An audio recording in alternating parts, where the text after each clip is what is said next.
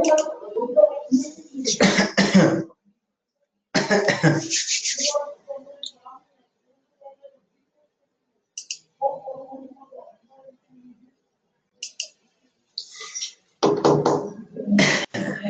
भाई, good morning जनता।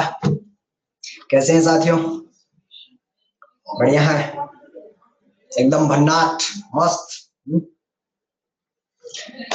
तो कैसा निकला इतवार आपका, कैसा गया? कुछ रिवीजन का चौधरी के साथ प्लानिंग चल रहा है आजकल।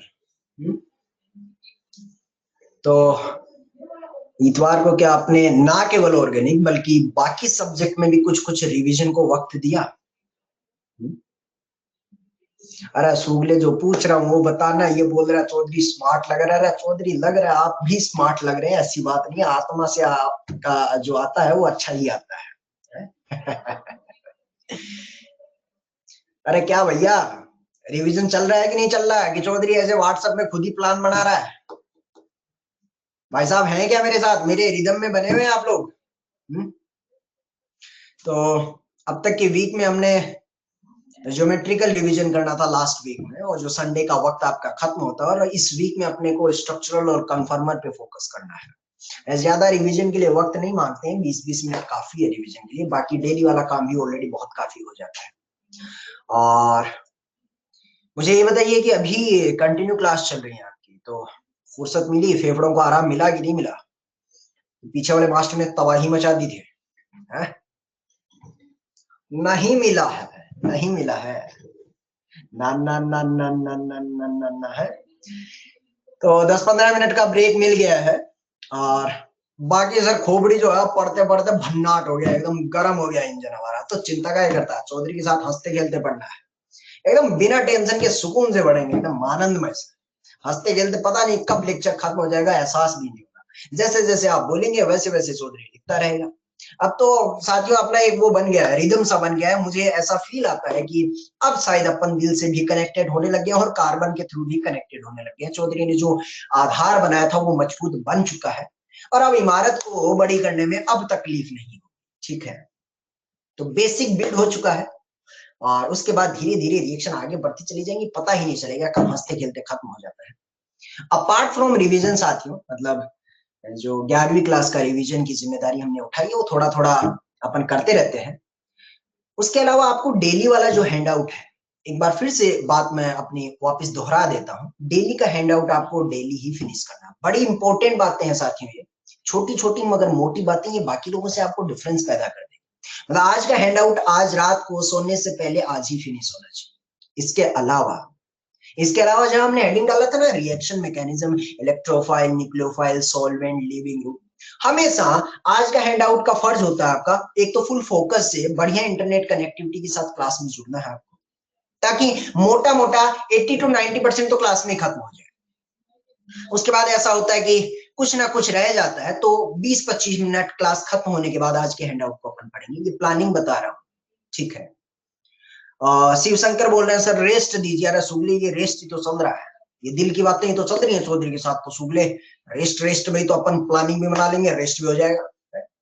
तो 20 मिनट आज का हैंड आउट पढ़ना है, और उसके बाद जो है 20 मिनट अपने ऑर्गेनिक के स्लॉट को ऐसा बांटना, 20 मिनट पुराना पुराना, मतलब जहां हमने हेडिंग डाला reaction mechanism, electrophile, nucleophile, solvent, वो 20 मिनट वो भी रिवाइज करना है हमेशा पहले पेज से। पहला पेज मतलब जीओसी का पहला पेज नहीं, रिएक्शन मैकेनिज्म के पहले पेज से वापस उठाना है, वहां से पेज फड़फड़ाएंगे। पहले दिन हो सकता है रिएक्शन मैकेनिज्म के इलेक्ट्रोफाइल न्यूक्लियोफाइल से पहुंचते पहुंचते एल्कीन विद X2 तक पहुंचते पहुंचते हो सकता है आपको 30 मिनट 35 मिनट लग सकता है।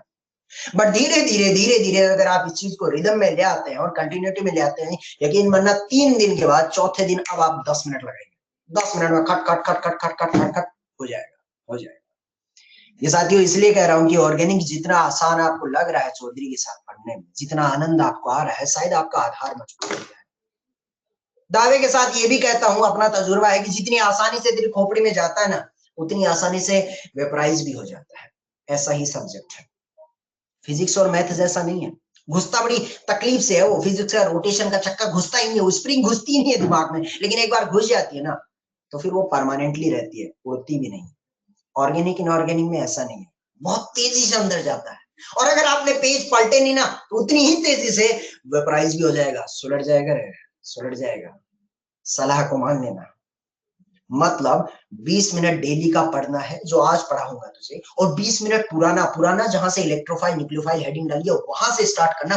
पहले दिन 30-35 मिनट लग सकता है, लेकिन अगले दिन धीरे धीरे 2-3 दिन के बाद ये तेरा 10-10 15-15 मिनट में काम खत्म होता रहेगा। ऐसा करता रहे। हैंड आउट के बेहतर है, चौधरी की सलाह यह है कि प्रिंट आउट ले ले, ज्यादा अच्छा है। ई मित्र ये जेरोक्स की दुकानें खुली हुई हैं, 2-3 दिन से प्रिंट आउट लेता रहे, ताकि प्रिंट आउट तेरे पास आ जाते हैं ना तो उसमें तू अपनी लाइनें भी कुछ लिख सकता है कि ये चौधरी ने कुछ ऐसा भी बोला था, कुछ ऐसा भी बोला था।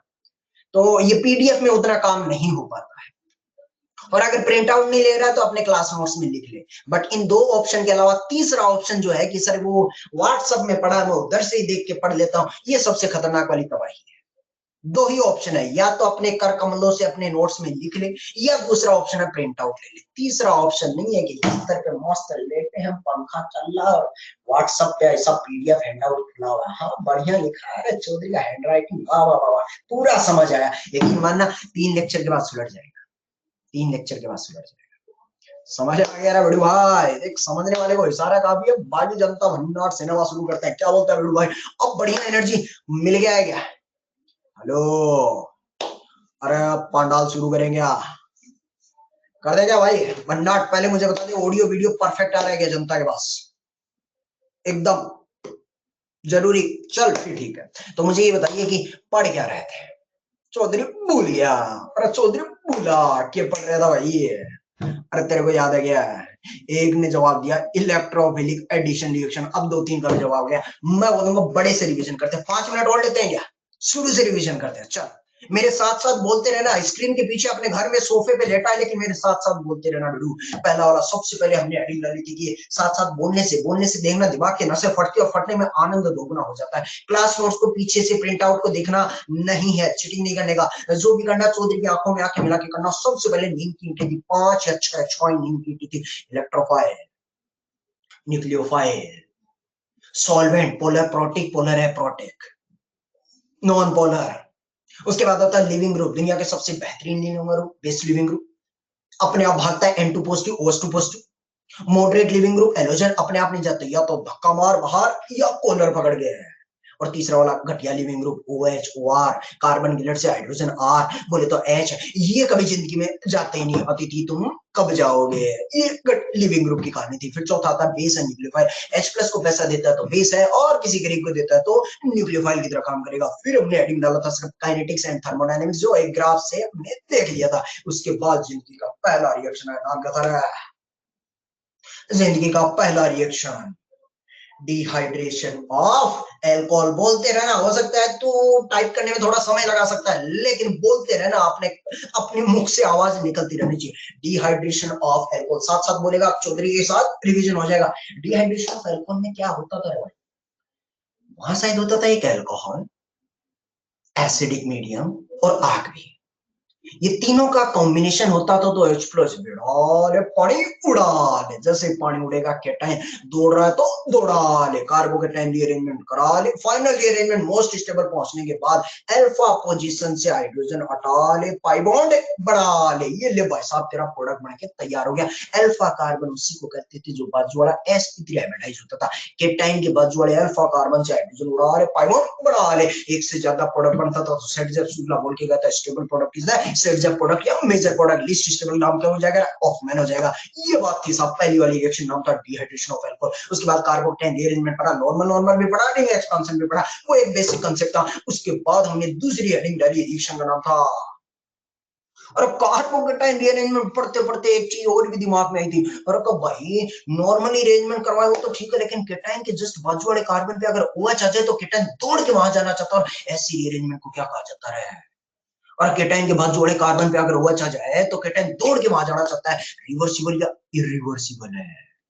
इरिवर्सिबल टाइप ऑफ रिअरेंजमेंट पढ़ते पढ़ते दिल में ख्याल आया कि अगली हेडिंग थी रिएक्शन की, उसका आधार यही था, इरिवर्सिबल टाइप ऑफ रिअरेंजमेंट। नाम था पिनाकोल, पिनाकोलोन, रीअरेंजमेंट, रिएक्शन बोले तो एडजेसेंट पोजीशन पे OH होता है, H प्लस बढ़ा ले और उड़ा ले, केटाइन है इरिवर्सिबल टाइप ऑफ रीअरेंजमेंट करा ले, फाइनली फाइनली फाइनली क्या बना ले भाई, साक्ष्य साहब ने बोला C डबल बॉन्ड बना ले, ये तो इरिवर्सिबल टाइप ऑफ रीअरेंजमेंट। उसके बाद ये जिनकी की दो रिएक्शन थी, डिहाइड्रेशन ऑफ अल्कोहल और पिनाकोल, पिनाकोल ये इंडिपेंडेंट थी, इन दोनों को अलग रखते हैं। इसके बाद अब हमने बड़ा हेडिंग डाला, बड़ा पिटारा नाम था इलेक्ट्रोफिलिक एडिशन रिएक्शन। एक बड़ा कटोरा, उस कटोरे की पहली रिएक्शन जो हमने बाहर निकाली थी वो था एल्कीन विद HX। आसान सा था, एल्कीन विद HX मतलब HCl HBr HI ऐसा कुछ लेते थे, मतलब H प्लस बढ़ा ले, पाई बॉन्ड पे H प्लस का अटैक करवा ले, स्टेबल कार्बन टाइप बढ़ा ले, दौड़ रहा है तो दौड़ा ले, रीअरेंजमेंट होता है, दौड़ रहा है तो दौड़ा ले, और उसके बाद लास्ट में क्या चिपका ले, एलोजन चिपका ले।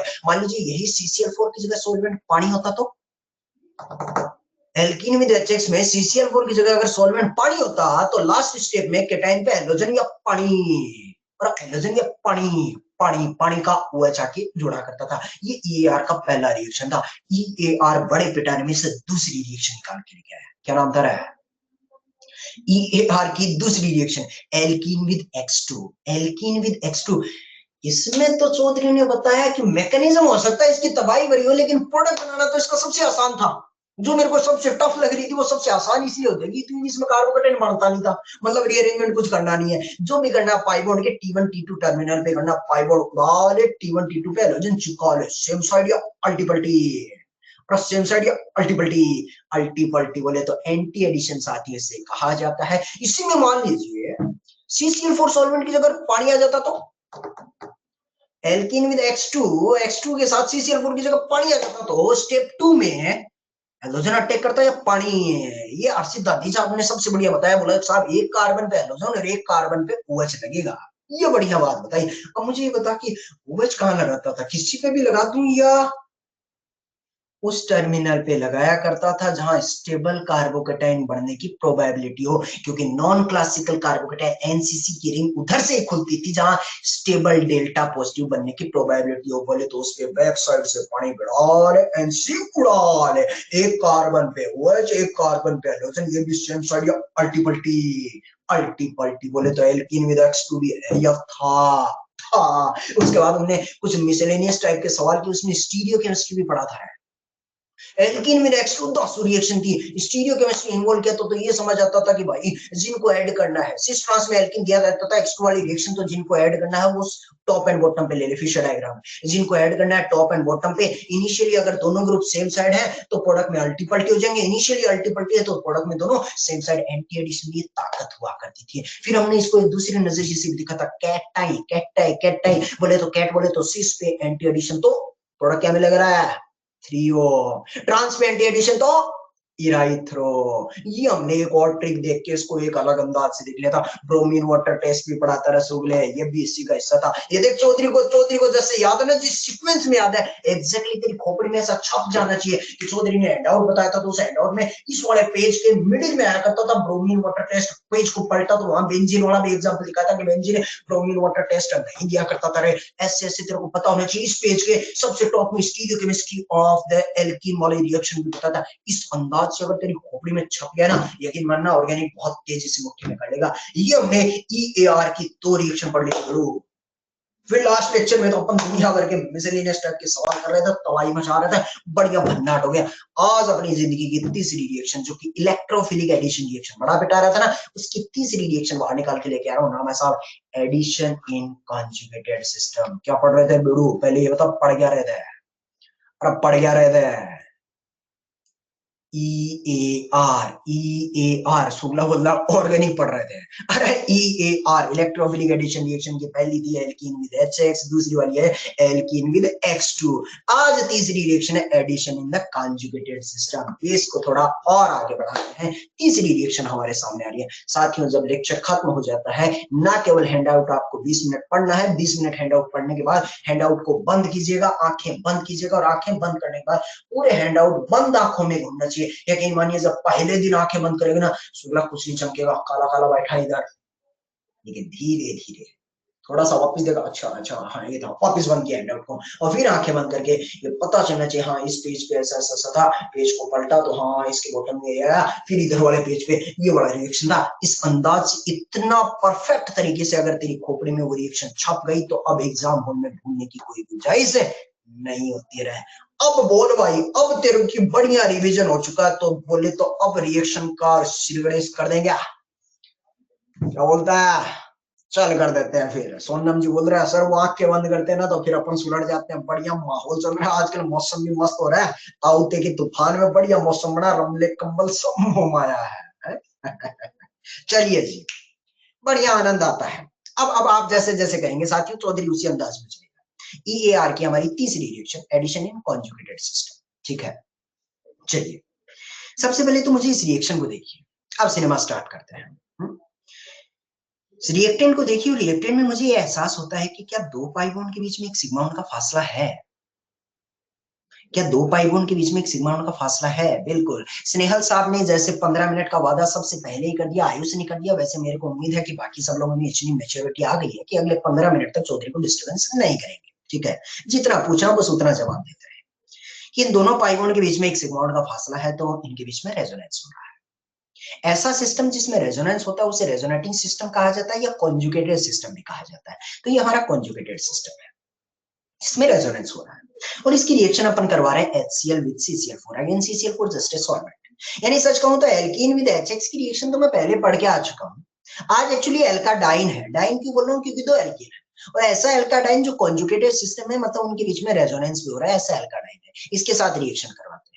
मुझे कोई आइडिया नहीं, मैंने आधार मजबूत बना दिया, आप खुद मुझे बता दीजिए जब इस सिस्टम में सबसे पहले एक एल्कीन हो पहले वाला या आज दो एल्कीन हो, क्या फर्क पड़ता है? सबसे पहले जब HCl आएगा बीकर में तो बताइए क्या देने वाला है HCl? सबसे पहले बीकर में जब HCl आएगा तो क्या देने वाला साथियों? H+, ये लीजिए H+। अब ये सिस्टम पे H+ जाके अटैक करेगा। सबसे पहले EAR में एल्कीन विद HX पढ़ रहा था, आज एल्कीन ना होकर दो एल्कीन आ गए, क्या फर्क पड़ता है? एल्कीन के पास पैसा है और H+ को पैसे की जरूरत है। साहब कौन से वाली एल्कीन पे अटैक करवाओ, आजू वाली पे, बाजू वाली पे या किसी पे भी? साथ साथ बोलते रहे मेरे, आजू वाली पे, बाजू वाली पे या किसी पे भी करवा दीजिए क्योंकि कंपाउंड सिमेट्रिकल है। किसी पे भी करवा देता हूँ, टर्मिनल T1 T2 मार्क भी कर देता हूँ। चलिए मान लीजिए मैंने इस पाई बॉन्ड पे अटैक करवाया, चूंकि कंपाउंड सिमेट्रिकल है, तो मुझे बताइए जब H+ अटैक करेगा तो किसी एक टर्मिनल पे केटाइन भी बनेगा। स्टेबल कार्बोकेटाइन कहां बनेगा? T1 पे या T2 पे? स्टेबल कार्बोकेटाइन T1 पे या T2 पे? पूरी जनता ने जवाब दिया, ढोकले साहब ने किया, अग्रवाल साहब ने, माहेश्वरी जी ने, सबने बोला साहब T2 पे स्टेबल कार्बोकेटाइन। चूंकि T2 पे स्टेबल कार्बोकेटाइन बनेगा तो साथियों मैंने बना दिया, ये लीजिए जैसा आपने कहा वैसा बना दिया। अब मैं इस पे जैसे एल्कीन विद HX हम लोग क्या करते थे, स्टेबल कार्बोकेटाइन बना ले और इस पे हैलोजन जोड़ने ही वाला था, बोले तो Cl- अटैच करने ही वाला था, तभी पता चलता है इस केटाइन और इस पाई बॉन्ड के बीच में एक सिग्मा का फासला है, तो केटाइन कुछ करने लगा। ध्रुव गोयल साहब ने जैसे कहा केटाइन कुछ करने लगा, रेजोनेंस, तो करवा दीजिए रेजोनेंस। ये लीजिए साहब, रेजोनेंस करवाया तो इसकी रेजोनेटिंग स्ट्रक्चर बन, मतलब एक बार केटाइन यहां भी रह सकता है, एक बार केटाइन यहां भी रह सकता है, जैसे जैसे आपने कहा। अब जब आप पार्ट 2 में Cl- अटैच करेंगे तो मैं बोलूंगा इस पे भी Cl जोड़ सकते हैं और इस पे भी Cl जोड़ सकते हैं, दो पॉसिबिलिटी, तो दोनों पे जोड़ दीजिए साहब।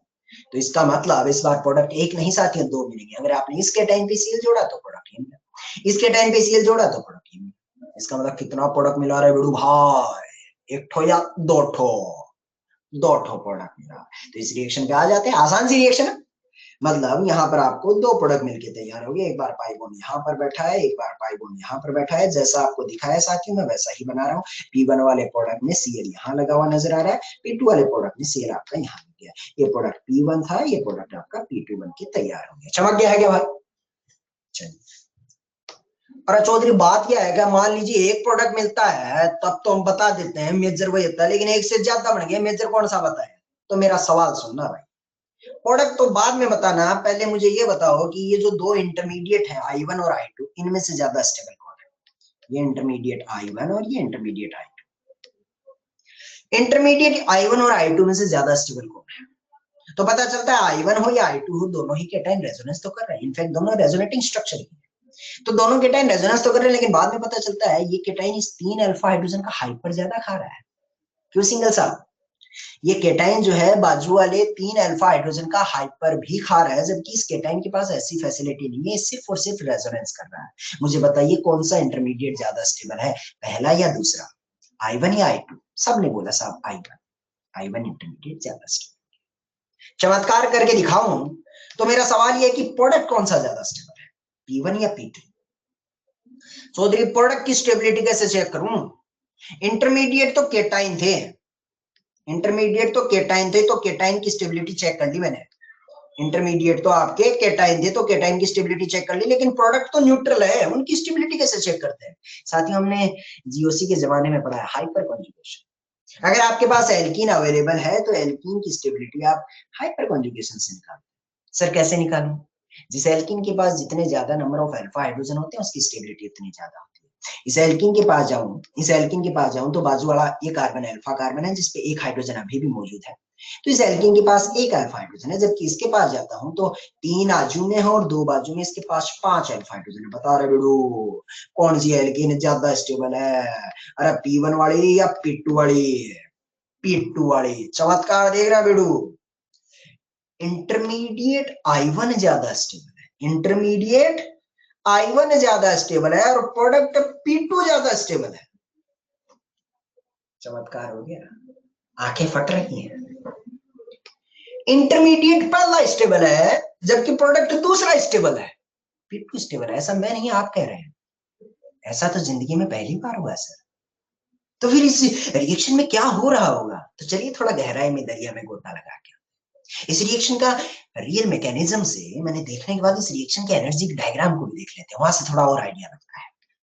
तो चलिए ये एनर्जी डायग्राम बनाया मैंने, ये आपका रिएक्टेंट था। रिएक्टेंट से आपने दो प्रोडक्ट बनाए साथ। मुझे बताना P1 और P2 में से ज्यादा स्टेबल किसको बताया आपने? P1 और P2 में से ज्यादा स्टेबल कौन सा बताया? P2 वाला। यानी एनर्जी ग्राफ में जब दो प्रोडक्ट बनेंगे तो जो ज्यादा स्टेबल होगा वो नीचे बैठता है। कहने का मतलब P2 को साथियों नीचे बैठाना है और P1 को ऊपर बैठाना है। ठीक है, मुझे बताइए इंटरमीडिएट I1 और I2 में से ज्यादा स्टेबल कौन था? I1 और I2 में से I1। तो जो ज्यादा स्टेबल होगा एनर्जी ग्राफ में वो नीचे आएगा। कहने का मतलब यहां पर लमसम ग्राफ बना रहा हूं साथियों, जिसका इंटरमीडिएट नीचे आएगा उसका ट्रांजिशन स्टेट नीचे आएगा, उसका ग्राफ नीचे बैठेगा। मतलब I1 वाला ग्राफ ये होगा, यहां पर आपका I1 बैठा हुआ नजर आएगा और यहां आपका I2 बैठा हुआ नजर आएगा। क्या आप बात कर रहे हो सर? जो इंटरमीडिएट स्टेबल था उसको नीचे बैठा दिया, जो प्रोडक्ट स्टेबल था उसको भी नीचे बैठा दिया। इसका मतलब जो ग्राफ मिल रहा है साथियों, R रिएक्टेंट से I1 से होते हुए जब ग्राफ पे मूव किया तो P1 प्रोडक्ट मिल रहा है, और यहीं से R से I2 से मूव होते हुए गया तो प्रोडक्ट P2 मिलता हुआ नजर आ रहा है। आप सर ठीक है, एक प्रोडक्ट ज्यादा स्टेबल है, एक इंटरमीडिएट ज्यादा स्टेबल है। जो इंटरमीडिएट ज्यादा स्टेबल है उसका पहाड़ छोटा है। ठीक है, तो सर फिर मेजर किसको बोलूं? P1 को बोलूं या P2 को बोलूं? पता नहीं, पता नहीं। चलिए चेक करते हैं। P1 वाले की तरफ देखता हूं तो इसका पहाड़ छोटा है। जिसका पहाड़ छोटा है मतलब रिएक्टेंट से गया और पहाड़ छोटा I2 वाले का है या I1 वाले का? बता रहे भाई, पहाड़ किसका छोटा, I2 वाले का या I1 वाले का? I1 वाले का पहाड़ छोटा। पहाड़ छोटा मतलब उसको कवर करना जल्दी होगा, मतलब रिएक्टेंट दौड़ के और I1 वाली डूंगरी पे चढ़ेगा और खट से प्रोडक्ट में तब्दील हो जाएगा। लेकिन I2 वाले माउंट एवरेस्ट तक चढ़ने में उसे तकलीफ बहुत ज्यादा होने वाली है। यानी जो पहाड़ छोटा होगा उस पे रिएक्टेंट जल्दी जल्दी जाएगा और जल्दी जल्दी प्रोडक्ट में तब्दील होगा। मैं बोलूंगा P1 वाला प्रोडक्ट आपको फास्टली मिल रहा है, P1 वाला प्रोडक्ट आपको जल्दी जल्दी मिल रहा है, फास्टली मिल रहा है। फास्टली इसे मिल रहा है क्योंकि I1 को चढ़ने में तकलीफ ही नहीं होगा। ऐसा प्रोडक्ट जो जल्दी जल्दी मिलता है या लेट मिलता है, ये फैसला करने के लिए केमिस्ट्री में हम जिस कंसेप्ट को पढ़ते हैं उसको केमिकल काइनेटिक्स कहा जाता है। तो यहाँ पर प्रोडक्ट P1 आपको फास्टली मिल रहा है, जल्दी जल्दी मिल रहा है, तो केमिकल काइनेटिक्स कहता है कि साथियों फास्टली जो प्रोडक्ट मिल रहा है P1 वो मेरे अकॉर्डिंग डिसाइडेड हो रहा है। ऐसे प्रोडक्ट को अपन KCP कहा करते हैं। KCP का पूरा फुल फॉर्म होता है काइनेटिकली कंट्रोल प्रोडक्ट। लिखने की जरूरत नहीं, अगले पेज पे लिखा हुआ है, मैंने लिख दिया है काइनेटिकली कंट्रोल प्रोडक्ट। आप लिखे नहीं, बस सुनते रहे। ऐसा प्रोडक्ट जो जल्दी जल्दी मिल रहा है इसको केमिकल काइनेटिक्स के अकॉर्डिंग डिसाइड किया जाता है। और केमिकल काइनेटिक्स कह रहा है प्रोडक्ट जल्दी मिल रहा है तो इसका नाम हो गया KCP। KCP बोले तो काइनेटिकली कंट्रोल प्रोडक्ट। चलिए ठीक है, इंटरमीडिएट I1 नीचे था, पहाड़ छोटा था, तो प्रोडक्ट जल्दी जल्दी मिल रहा, फास्ट मिले KCP। मेरा सवाल है कि प्रोडक्ट ज्यादा स्टेबल कौन सा था बेटो, P1 या P2? प्रोडक्ट ज्यादा स्टेबल कौन सा था, P1 या P2? P2 product. थर्मोडायनेमिक्स नाम का कंसेप्ट जो हमारी जिंदगी में आता है वो ये बताता है कि प्रोडक्ट स्टेबल है या अनस्टेबल, यानी कि P2 जो कि प्रोडक्ट स्टेबल बन रहा है, ये फैसला करने वाला काइनेटिक्स नहीं साथियों, ये थर्मोडायनेमिक्स है। यानी ऐसा प्रोडक्ट जो थर्मोडायनेमिक्स के अकॉर्डिंग डिसाइड होता है उसे टीसीपी कहा जाता है। टीसीपी कहने का मतलब थर्मोडायनेमिकली कंट्रोल प्रोडक्ट। गजब चमत्कार हो गया जिंदगी में। P1 काइनेटिक्स कह रहा है कि P1 मेजर होगा क्योंकि वो जल्दी जल्दी मिल रहा है। थर्मोडायनेमिक्स कहता है ठंडा का भाई P2 ज्यादा स्टेबल है, P2 मेजर मिलेगा। क्या बात कर रहे हैं चौधरी? P1 काइनेटिक्स कह रहा है कि P1 मेजर मिलेगा, थर्मोडायनेमिक्स कह रहा है P2 मेजर मिलेगा। किसकी बात मानूं, काइनेटिक्स या थर्मोडायनेमिक्स? कौन डोमिनेट करेगा? नहीं बता सकते। अपने जंगल में काइनेटिक्स भी बादशाह और अपने मोहल्ले में थर्मोडायनेमिक्स भी बादशाह है। दोनों ही इक्वली डोमिनेंट है। ये ध्रुव गोयल साहब घर टॉस कर ले सुगला। इसका मतलब साथ मेजर कौन सा प्रोडक्ट होगा? सर P1 को मेजर कहूं या P2 को? नहीं पता, नहीं पता। तो फिर सब कैसे फैसला करेंगे? करेंगे ना। मान लीजिए, सुनना, सुनते रहना। मान लीजिए ये जो पहाड़ चढ़ना है, इसको पहाड़ को चढ़ने में लेट से एक अजम्पशन ले रहा हूं, लमसम डाटा, इस पहाड़ को चढ़ने में आपको 100 किलो कैलोरी एनर्जी चाहिए और I2 वाले पहाड़ को चढ़ने में आपको 300 किलो कैलोरी एनर्जी चाहिए। I2 वाले, I1 वाले एक्टिवेशन एनर्जी जो दी है वो 100 किलो कैलोरी और I2 वाला जो है वो एक्टिवेशन एनर्जी 300 किलो कैलोरी। मान लीजिए आपने जो एनर्जी दी वो 120-130 किलो कैलोरी की दी। अगर आपने 120-130 किलो कैलोरी एनर्जी दी तो बता रहा भाई माउंट एवरेस्ट चढ़ पाएगा क्या? माउंट एवरेस्ट चढ़ पाएगा क्या? माउंट एवरेस्ट चढ़ पाएगा क्या? ना ना ना ना। अगर आपने 120 किलो कैलोरी एनर्जी थी तो सिर्फ I1 वाला ही पहाड़ पार हो पाएगा। इसका मतलब P1 ही प्रोडक्ट मिल पाएगा। कहने का मतलब अगर आपने लो टेम्परेचर रखा, अगर आपने लो टेम्परेचर रखा, आग कम लगाई है, एनर्जी कम सप्लाई की है तो P1 मेजर होगा। मान लीजिए आपने 500 किलो कैलोरी जितनी हायर एनर्जी सप्लाई कर दी, सिस्टम को इतनी ज्यादा एनर्जी दे दी 500 वाली, तब तो छोटी डूंगरी हो या माउंट एवरेस्ट हो, दोनों को ही पार करने की सफिशिएंट एनर्जी सिस्टम को मिल चुकी है, 500 किलो कैलोरी जितनी। अब तो सिस्टम वो प्रोडक्ट बनाएगा जो ज्यादा स्टेबल होगा। बता रहा भाई ज्यादा स्टेबल प्रोडक्ट कौन सा, P1 या P2? P2 कहने का मतलब बहुत ज्यादा हाई टेम्परेचर लगा दिया है, सफिशिएंट एनर्जी प्रोवाइड करवा दी है दोनों प्रोडक्ट को पार, दोनों पहाड़ों को पार करने के लिए, तब तो मेजर प्रोडक्ट आपका वो मिलेगा जो स्टेबल प्रोडक्ट होगा। असाती साहब दिमाग के चक्षु खुले क्या?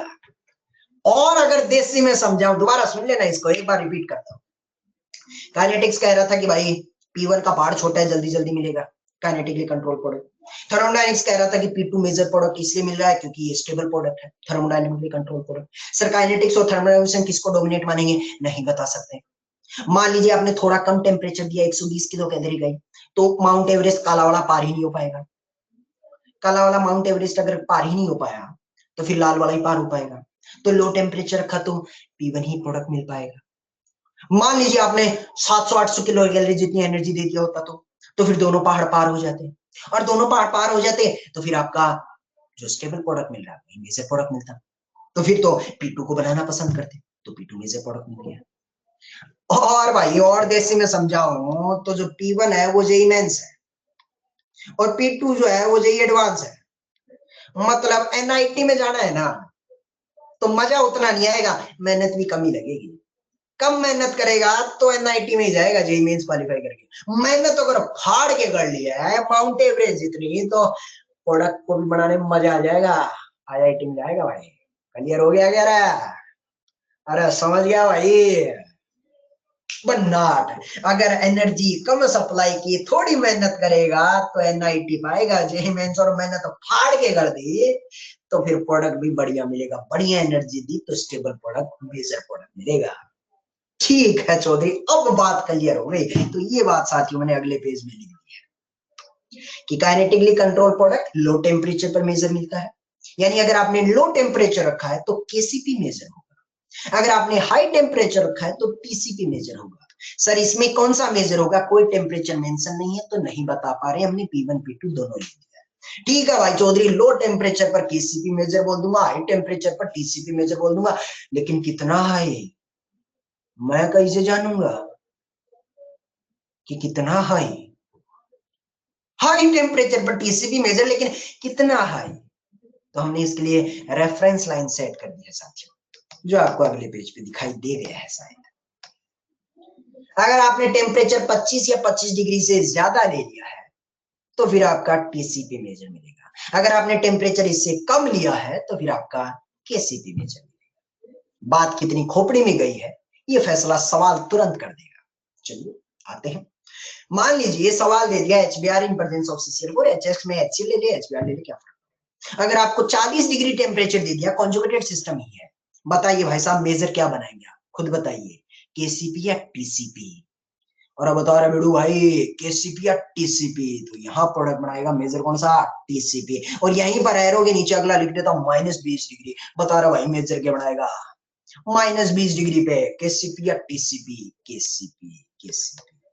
चलिए सोच ही लिया तो फिर बना भी दे। अब प्रोडक्ट कैसे बनाना, देख खटखट बनाएगा। सबसे पहले अब एक दो सवाल मैं करता हूं, फिर आपकी बारी आएगी। टर्मिनल T1 T2 मार्क कर लेते हैं, किसी भी एक एल्कीन पे अटैक करवा दीजिए क्योंकि कंपाउंड सिमेट्रिकल है। बताइए भाई साहब स्टेबल कार्बोकेटाइन कहां बनेगा, और बता रहे बेड़ू भाई स्टेबल कार्बोकेटाइन कहां बनेगा, T1 पे या T2 पे, कहां मिलेगा, T2 पे। तो ये ले T2 पे स्टेबल कार्बोकेटाइन बना दे पाई बॉन्ड। उसके बाद अगली बारी T2 पे जैसे स्टेबल कार्बोकेटाइन बनाएगा, आगे कुछ करने वाला है रेजोनेंस, तो अगली बारी रेजोनेटिंग स्ट्रक्चर बना दे। ये लीजिए एक रेजोनेटिंग स्ट्रक्चर बना दिया, ये पाई बॉन्ड इधर आएगा, कहां आ गया भाई, ये रेजोनेटिंग स्ट्रक्चर बनाएगा तो पाई बॉन्ड यहाँ आएगा।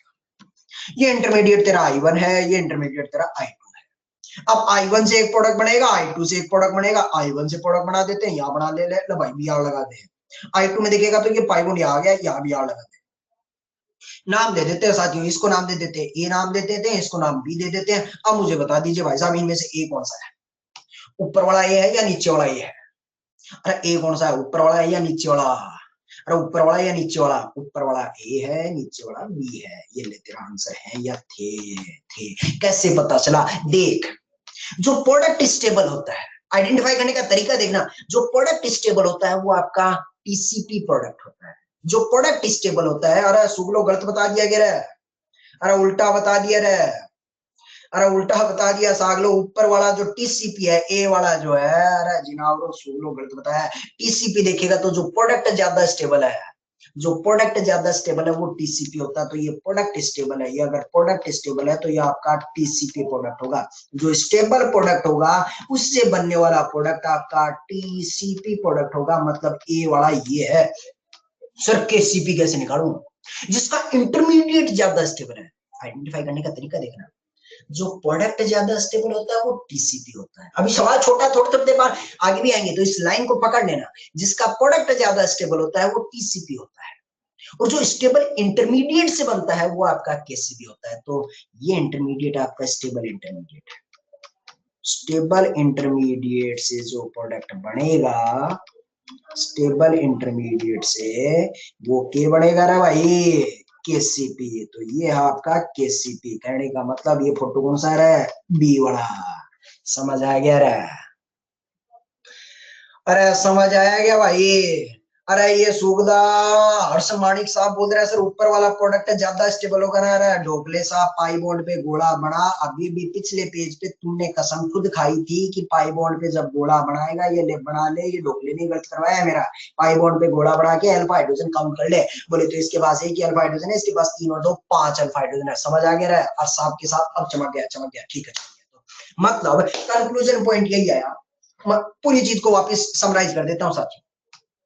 क्या पढ़ रहे थे हम लोग, addition in the conjugated system, मतलब ऐसा सिस्टम जिसमें एल्काडाइन हो और वो रेजोनेंस में बैठे। बस एक काम करना है, H+ बढ़ा ले, H+ बढ़ा ले, रेजोनेंस करा ले, H+ बढ़ा ले, रेजोनेंस करा ले, रेजोनेटिंग स्ट्रक्चर बनेंगे, दोनों रेजोनेटिंग स्ट्रक्चर पे हैलोजन चिपका ले। ये लीजिए साथ 2 प्रोडक्ट बढ़ के तैयार।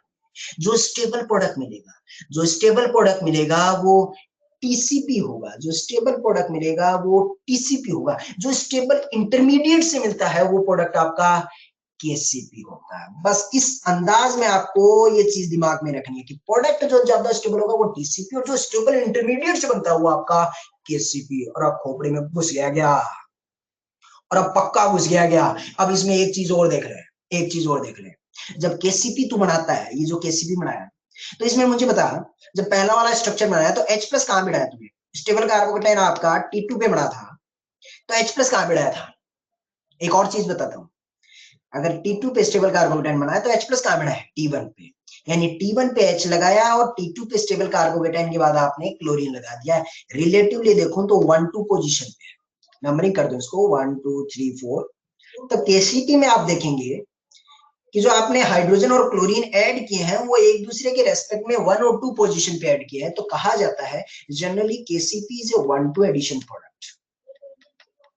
1-2 एडिशन कहने का मतलब हाइड्रोजन और क्लोरीन आजू बाजू वाली पोजीशन पे जुड़ते हैं, जबकि जब टीसीपी में जाता हूं तो हाइड्रोजन तो अभी भी T1 पे जोड़ा था, बट क्लोरीन को बताइए T2 पे जोड़ा है 2 नंबर के कार्बन पे या फिर 1 2 3 और 4 नंबर के कार्बन पे?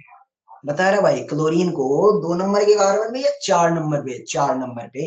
तो जनरली ये कहा जाता है कि टीसीपी से 1-4 एडिशन। चलिए ये तो छोटी छोटी बातें थी कि कोई पूछ ले कि 1-2 1-4 क्या होता है तो बता दूंगा, बाकी काम की चीज चौधरी ने मेरे को पहले समझा दी। क्या? सबसे पहले स्टेबल कार्बोकेटाइन बना ले, रेजोनेंस करा ले, रेजोनेटिंग स्ट्रक्चर पे हैलोजन चिपका ले, स्टेबल प्रोडक्ट जो बनेगा वो आपका टीसीपी, और जो स्टेबल इंटरमीडिएट से मिलेगा वो आपका क्या मिलेगा रे? केसीपी। हाई टेम्परेचर पर टीसीपी मेजर, लो टेम्परेचर पर केसीपी मेजर। 25 या 25 से ऊपर होगा तो टीसीपी मेजर। 25 डिग्री को क्या रूम टेम्परेचर भी बोल सकता हूँ? हाँ, इसका मतलब रूम टेम्परेचर या उससे ज्यादा टेम्परेचर अगर आपने ले लिया है तो टीसीपी मेजर मिलेगा। बात एकदम खोपड़ी में भन्नाट जा चुकी है, तो कदम आगे बढ़ाता हूँ। जो 1-2 1-4 वाली बात है ये मैंने यहाँ पर लिख दिया। चलो भाई अब आ रहे हैं धड़ाधड़ जनता तेरे सामने सवाल। अब चौधरी के 15 मिनट होते हैं पूरे, अब चाहता हूँ जनता का इन्वॉल्वमेंट। आ जाओ भाई मेरे साथ, सवाल तेरे सामने। पहले तो रिएक्शन को पहचान, उसी रिएक्शन अब एल्कीन विद HX है या एल्काडाइन विद HX है? फर्क है। एल्कीन विद HX है या एल्काडाइन विद HX है? एल्काडाइन, और वो भी कैसे रहे? Conjugated system. कॉन्जुगेटेड सिस्टम मतलब EAR का पहला रिएक्शन है या तीसरा? EAR का पहला रिएक्शन है या तीसरा? तीसरा। डिफरेंस समझ रहा भाई? अब तीसरा वाला तो ठीक। चौधरी तूने सवाल तो दे दिया लेकिन खुद ने हल्का कर लिया, मेरे को भारी वाला दे दिया। खुद तो चौधरी ने सूगले ने सिमेट्रिकल वाला कंपाउंड लिया था, मतलब आजू वाली पे बाजू वाली पे किसी पे भी करवा दे, लेकिन मेरे को दे दिया सिमेट्रिकल। मतलब सोचना पड़ेगा कौन सी एल्कीन पे अटैक करूं, आजू वाली पे, बाजू वाली पे या किसी पे भी? राइट पे, लेफ्ट पे या किसी पे भी? अरे राइट पे, लेफ्ट पे या किसी पे भी? डोगले साहब ने, सिंह साहब ने, सबने बोला रहा लेफ्ट वाले पे। ये जनता को सोचना पड़ेगा भाई, लेफ्ट वाले पे, इसलिए किसी पे भी नहीं करवा सकता। कंपाउंड अनसिमेट्रिकल है, ये मिथाइल कुछ देगा। जनता को पता है, जिनको जियो से आता है, कि अगर चौधरी ने लेफ्ट वाले पे अटैक करवा दिया तो उसने थोड़ी देर के बाद T1 पे स्टेबल कार्बोकेटाइन बनाएगा, जिसको ऊपर वाले मिथाइल का हाइपर का कॉन्जुगेशन का मुनाफा मिलने वाला, जबकि ऐसा मुनाफा इस एल्कीन में नहीं मिलेगा। इसलिए चौधरी ने लेफ्ट वाली एल्कीन को पकड़ा है, क्योंकि ऊपर जो CH3 लगा उसे हाइपर से थोड़ा थोड़ा खुश करता रहेगा। ठीक है भाई, तेरी बात मान लेते हैं, और मान लिया तो ये ले फोटो बना के तैयार कर दिया। इस कार्बन पे बना दिया पॉजिटिव चार्ज। सबसे पहला काम है H+ बढ़ा ले, स्टेबल कार्बोकेटाइन बढ़ा ले। आगे क्या करूं? और आगे बता भाई, आगे बता, आगे बता, आगे बता, आगे बता। H+ बढ़ा ले, स्टेबल रेजोनेंस है, जैन साहब ने बोला रेजोनेंस करा ले। ये ला चौधरी रेजोनेटिंग स्ट्रक्चर भी बना दे। टाबर बोल रहा तो ये ला पाइबो इधर आ गया, इस कार्बन पे पॉजिटिव चार्ज आ गया। एक बार आप यहाँ से प्रोडक्ट बना दे और एक बार रेजोनेटिंग स्ट्रक्चर बना दे। ये लीजिए साहब, मैंने 2 प्रोडक्ट बना के भी छोड़ दिए हैं। जैसे जैसे तू कह रहा वैसे वैसे क्लोरीन जोड़ना है, क्लोरीन जोड़ना, और एक बार क्लोरीन यहाँ जुड़ गया। ये 2 प्रोडक्ट मिलके तैयार हो गए। अब मेरे को बता रहे भाई टीसीपी कौन सा है, केसीपी कौन सा है? केसीपी कौन सा है, टीसीपी कौन सा है? चौधरी ने कसम क्या दिलाई थी, जो प्रोडक्ट ज्यादा स्टेबल होता है वो टीसीपी होता है। तो बता इन दोनों प्रोडक्ट में से ज्यादा स्टेबल प्रोडक्ट कौन सा है? ऊपर वाला या नीचे वाला? नीचे वाला, यानी नीचे वाला हो गया आपका टीसीपी। जिसका इंटरमीडिएट ज्यादा स्टेबल है, बता रहा है इंटरमीडिएट ज्यादा स्टेबल कौन है? दोनों ही केटायन रेजोनेंस कर रहे हैं, लेकिन इसको क्या हाइपर ज्यादा मिल रहा है। जिसका इंटरमीडिएट ज्यादा स्टेबल है उससे बनने वाला प्रोडक्ट आपका केसीपी। बता रहा कौन सा प्रोडक्ट केसीपी होगा? ये इंटरमीडिएट ज्यादा स्टेबल है, ये इंटरमीडिएट ज्यादा स्टेबल है, तो इससे बनने वाला प्रोडक्ट आपका क्या हो जाएगा साथियों? केसीपी। चमक गया है क्या? एक का नाम ए दे देना, एक का नाम बी दे देना, 2 प्रोडक्ट बनके तैयार होंगे। हेलो, बाकी आप ऐसा भी समझ सकते हैं भाई, टीसीपी बढ़ गया तो ऑटोमेटिकली दूसरा वाला केसीपी होगा ना। तो एक बार टीसीपी फाइंड आउट भी कर लिया तो ऑटोमेटिकली दूसरा वाला केसीपी निकाल लिया। चमका क्या रहा है? ठीक है, ठीक। अच्छा, नीचे वाले पे ब्रोमीन ना आएगा भाई, और चौधरी ने गलती की दे, नीचे वाले पे भी क्लोरीन आएगा। Typing error, typing error. भावनाओं को समझ रहे हैं, भावनाओं को समझ, ठीक है। थोड़ा गहराई में चलूं क्या? मान लीजिए अगले ने ऐसा बोल देता कि बी के नीचे वो मेजर लिख देता है। चौधरी दो प्रोडक्ट तो मिल गए ए और बी, लेकिन टेम्परेचर तो लिखा नहीं, और मेजर और पूछ लिया, कैसे बताऊं? कौन पहचान सकता है भाई? देख पिछले सवाल में टेम्परेचर लिखा था, लेकिन इस बार टेम्परेचर नहीं लिखा है। अंकित राठौड़ साहब ने सबसे पहले आइडेंटिफाई किया, अगर चौधरी कुछ भी नहीं लिखा तो रूम टेम्परेचर ही होगा ना। अगर कुछ भी नहीं मेंशन है, इसका मतलब है रूम टेम्परेचर अंडरस्टूड है। रूम टेम्परेचर अगर अंडरस्टूड है तो बता रहे बिड़ू भाई, रूम टेम्परेचर 25 डिग्री पर मेजर प्रोडक्ट के लिखना पड़ेगा, केसीपी या टीसीपी। अरे 25 डिग्री पर मेजर प्रोडक्ट सूख लो, 25 या 25 से ज्यादा होता है ना तो टीसीपी मेजर होता है। इक्वल टू का साइन है, 25 या 25 से ज्यादा होता है तो टीसीपी मेजर होता है। इसका मतलब इस सवाल में कुछ नहीं मेंशन था, रूम टेम्परेचर मतलब टीसीपी मेजर मानना है। इसका मतलब जो बी वाला कंपाउंड होगा वो फाइनल हो चुका है, ये वाला बी होगा और ये वाला आपका ए होगा। ऐसा मैंने जेई ने ऐसा एक बार चमत्कार कर दिया था 2016 में। जेई में 2016 में सुगले ने क्या किया पता है? ऐसा ही दे दिया, टेम्परेचर दिया ही नहीं और बोल दिया मेजर बना। मैं तो दो पूछ रहा हूं, उसने सीधा मेजर ही पूछ लिया, बिना टेम्परेचर के मेजर मतलब रूम टेम्परेचर। रूम टेम्परेचर पर मेजर क्यों मिलेगा? केसीपी या टीसीपी? अरे टीसीपी मतलब ऑप्शन में कौन सा ढूंढना था, ऊपर वाला या नीचे वाला? ऊपर वाला या नीचे वाला? नीचे वाला। चमका गया रे बड़ो भाई, ये दिमाग की तरह चक्षु खुल गया। ये अगला सवाल भी तेरे सामने आ रहा है। इस बार सुगल चौधरी ने पहले दे दिया, टेम्परेचर नहीं दिया और मेजर लिख दिया। इसका मतलब पहचान गया होगा मेजर क्या बनाना चाह रहा है। अरे मेजर क्या बनवाना चाह रहा है? टीसीपी टीसीपी टीसीपी, ये टीसीपी बनवाना चाह रहा है। चल ठीक है फिर, आजा आजा आजा। बोले तो ये टीसीपी बनवाएंगे। तो चलो भाई रिएक्शन शुरू करते हैं। पहले तो रिएक्शन पहचानना शुरू कर। ये एल्कीन विद एचएक्स नहीं है, एल्काडाइन विद एचएक्स है। कॉन्जुगेटेड सिस्टम है, हाँ बिल्कुल कॉन्जुगेटेड सिस्टम। कॉन्जुगेटेड सिस्टम है तो फिर आपको फैसला भी करना पड़ेगा कि कौन सी एल्कीन पे अटैक करवाओ। बता रहे बेड़ो भाई, ऊपर वाली, नीचे वाली या किसी पे भी? किसी पे भी, क्योंकि इस बार कंपाउंड फिर से सिमेट्रिकल है। सिमेट्रिकल है फिर टर्मिनल T1 T2 मार्क भी कर लेते हैं। बताइए साथियों, स्टेबल कार्बोकेटाइन कहां बनाऊं? T1 पे या T2 पे? T2 पे। अब मैं थोड़ा तेजी से डाल रहा हूं, गियर नंबर तीसरा जा रहा है सीधा। T2 पे स्टेबल कार्बोकेटाइन। अगली बार क्या करेंगे? स्टेबल कार्बोकेटाइन बना ले, रेजोनेटिंग स्ट्रक्चर बना ले, रेजोनेंस करा ले। ये ले भाई रेजोनेटिंग स्ट्रक्चर में बना देते हैं। पाइबोन यहाँ आ जाएगा, मिथाइल मिथाइल और केटाइन यहाँ आ गया। ये इसकी रेजोनेटिंग स्ट्रक्चर। बारी बारी से दोनों रेजोनेटिंग स्ट्रक्चर पे अटैक करवा देते हैं। बताइए भाई साहब क्या जोड़ना है, Cl या Br? अरे क्या जोड़ूं? अरे टाबरियो बतायो। अरे बता रहा भाई क्या जोड़ना है, Cl या Br? Br जोड़ दीजिए। ये ले भाई चौधरी, यहाँ Br जोड़ दे और नीचे वाले में ये ले Br जोड़ दे। मुझे बता भाई स्टेबल प्रोडक्ट कौन सा है, ऊपर वाला या नीचे वाला? और ऊपर वाला या नीचे वाला? नीचे वाला। तो जो नीचे वाला है वही होगा आपका टीसीपी प्रोडक्ट, और टीसीपी होगा तो मैंने ए लिख दिया बाजू में, ऑटोमेटिकली वाला ऊपर वाला बी हो गया। वो इजीली हो गया क्योंकि ये इंटरमीडिएट स्टेबल है, स्टेबल इंटरमीडिएट है, क्योंकि इसको आई पर से मुनाफा ज्यादा हो रहा है। तो स्टेबल इंटरमीडिएट वाला क्या हो गया आपका? केसीपी। हेलो, मेजर अगले ने क्या बोला है? मेजर बोल रहा है तो ये उसको मार्क करना पड़ेगा। चमक क्या गया? चलिए फिर एक सवाल और कर लेते हैं, अब शायद आसान आसान लग रहे हैं क्या रेडू? और हाँ बोल दे, अरे चौधरी को अच्छा लगेगा ये हाँ। चल फिर एक और काम करते हैं, अगले सवाल में। ये एक जनता बोल रही है सर ये स्टेप्स बचा सकते हैं क्या? अरे बिल्कुल बचा सकते हैं। मैं बोलूंगा ये तो चौधरी डिटेल में एक्सप्लेन कर रहा है। इसी पे के टाइम पे अड़के से हाथ से बीआर मार देना, इसके टाइम पे बीआर मार देना, खट्ट से प्रोडक्ट भी बढ़ के तैयार हो जाएगा और एक स्टेप भी बच जाएगी, इतना ज्यादा खर्चना नहीं पड़ेगा। चल फिर आ गया था, फिर से रिएक्शन करवाते हैं। टर्मिनल T1 T2, मुझे बता ऊपर वाली पे, नीचे वाली पे या किसी पे भी है क्या? फिर से कंपाउंड सिमेट्रिकल है?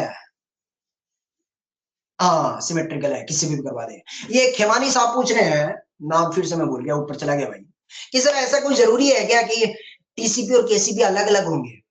नहीं साथी, ऐसा कोई जरूरी नहीं है। आप इस बात को गांठ मान लें कि टीसीपी वो प्रोडक्ट होता है जो स्टेबल प्रोडक्ट होता है, और केसीपी वो प्रोडक्ट होता है जिसका इंटरमीडिएट स्टेबल होता है, जिसका पहाड़ छोटा होता है।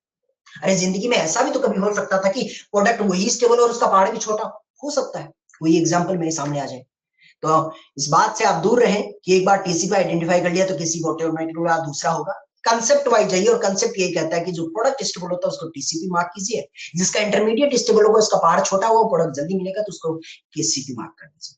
ठीक है, चलिए साथी साहब बोल रहे हैं चौधरी आप जो बोल रहे हैं वही तो कर रहे हैं, ठीक है। तो मुझे बताओ ऊपर वाली एल्कीन पे नीचे वाली पे या किसी पे भी है?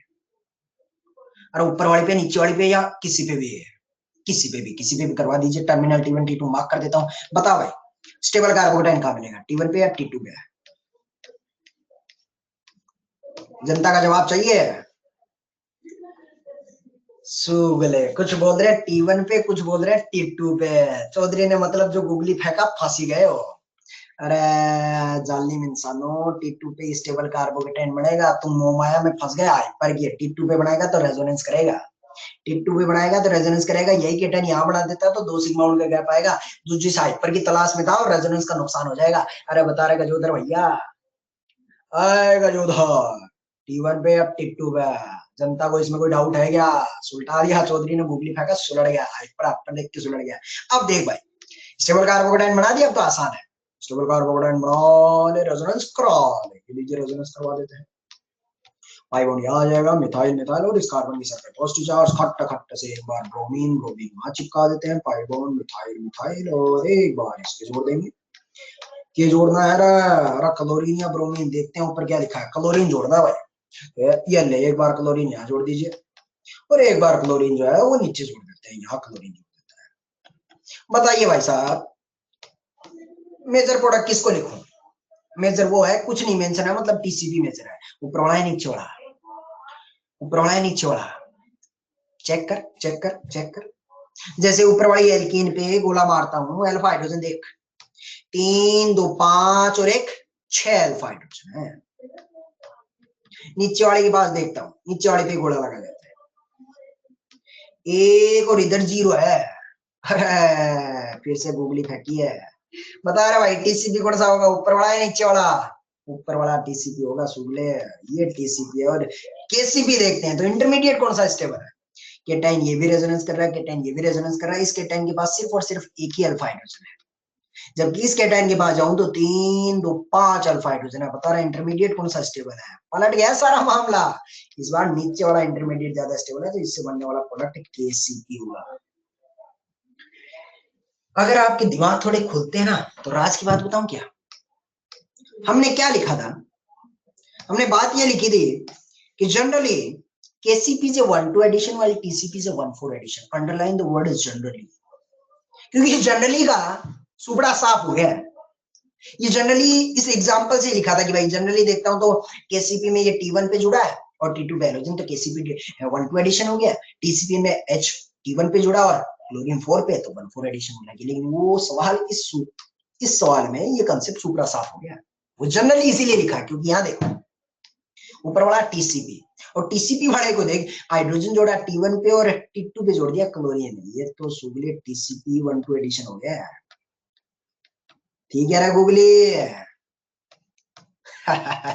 सानिध्य जैन साहब बोल रहे बढ़िया, फुल गूगली थी। और केसीपी को देख, हाइड्रोजन जोड़ा T1 पे और क्लोरीन जोड़ा 4 पे है। यहां से 1 2 3 और 4 नंबर पे, इसका मतलब केसीपी क्या हुआ है इस बार? 1-4 एडिशन। ठीक है, तो ये बात मेरे दिल में चमक गई है। अरे जनता के दिमाग के चक्षु खुल चुके हैं क्या? पक्का है या कंफर्म? चलिए फिर ठीक है। एक डाउट हमारा है, हालांकि किसी ने अभी तक पूछा नहीं, वो डाउट हम पूछ लेते हैं। जेन्युइन सा डाउट है, अभी नहीं थोड़े दिन बाद आएगा, तो अभी क्लियर कर लेते हैं उसको।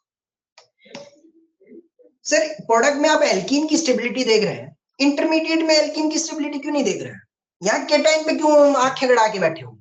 इसकी स्टेबिलिटी देखनी थी तो एल्कीन की अल्फा हाइड्रोजन काउंट की, और यहाँ स्टेबिलिटी देख रहे हो तो केटाइन की देख रहे हो। नीले देव साहब करो वही तो। अरे सुगले सुन, प्रोडक्ट न्यूट्रल है, और अगर प्रोडक्ट न्यूट्रलाइज है तो फिर एल्कीन की स्टेबिलिटी से उसका स्टेबिलिटी ऑर्डर चेक कर लिया। लेकिन इंटरमीडिएट पे चार्ज है, और जब भी किसी स्पीसीज पे चार्ज होता है, चाहे वो पॉजिटिव हो, नेगेटिव हो या फ्री रेडिकल हो, हमेशा चार्ज स्पीसीज की स्टेबिलिटी चेक की जाती है। चमक गया है क्या? इसलिए हमने केटाइन पे फोकस किया। हेलो, अरे हेलो, हेलो का जवाब होता है यस सर, मतलब चमक गया। हेलो डाउट में क्वेश्चन मार्क होता है। ठीक है ठीक है, चलो हमारी आत्मा को तृप्ति मिली। तो क्या पढ़ रहे थे हम लोग साथियों? बता रहे हैं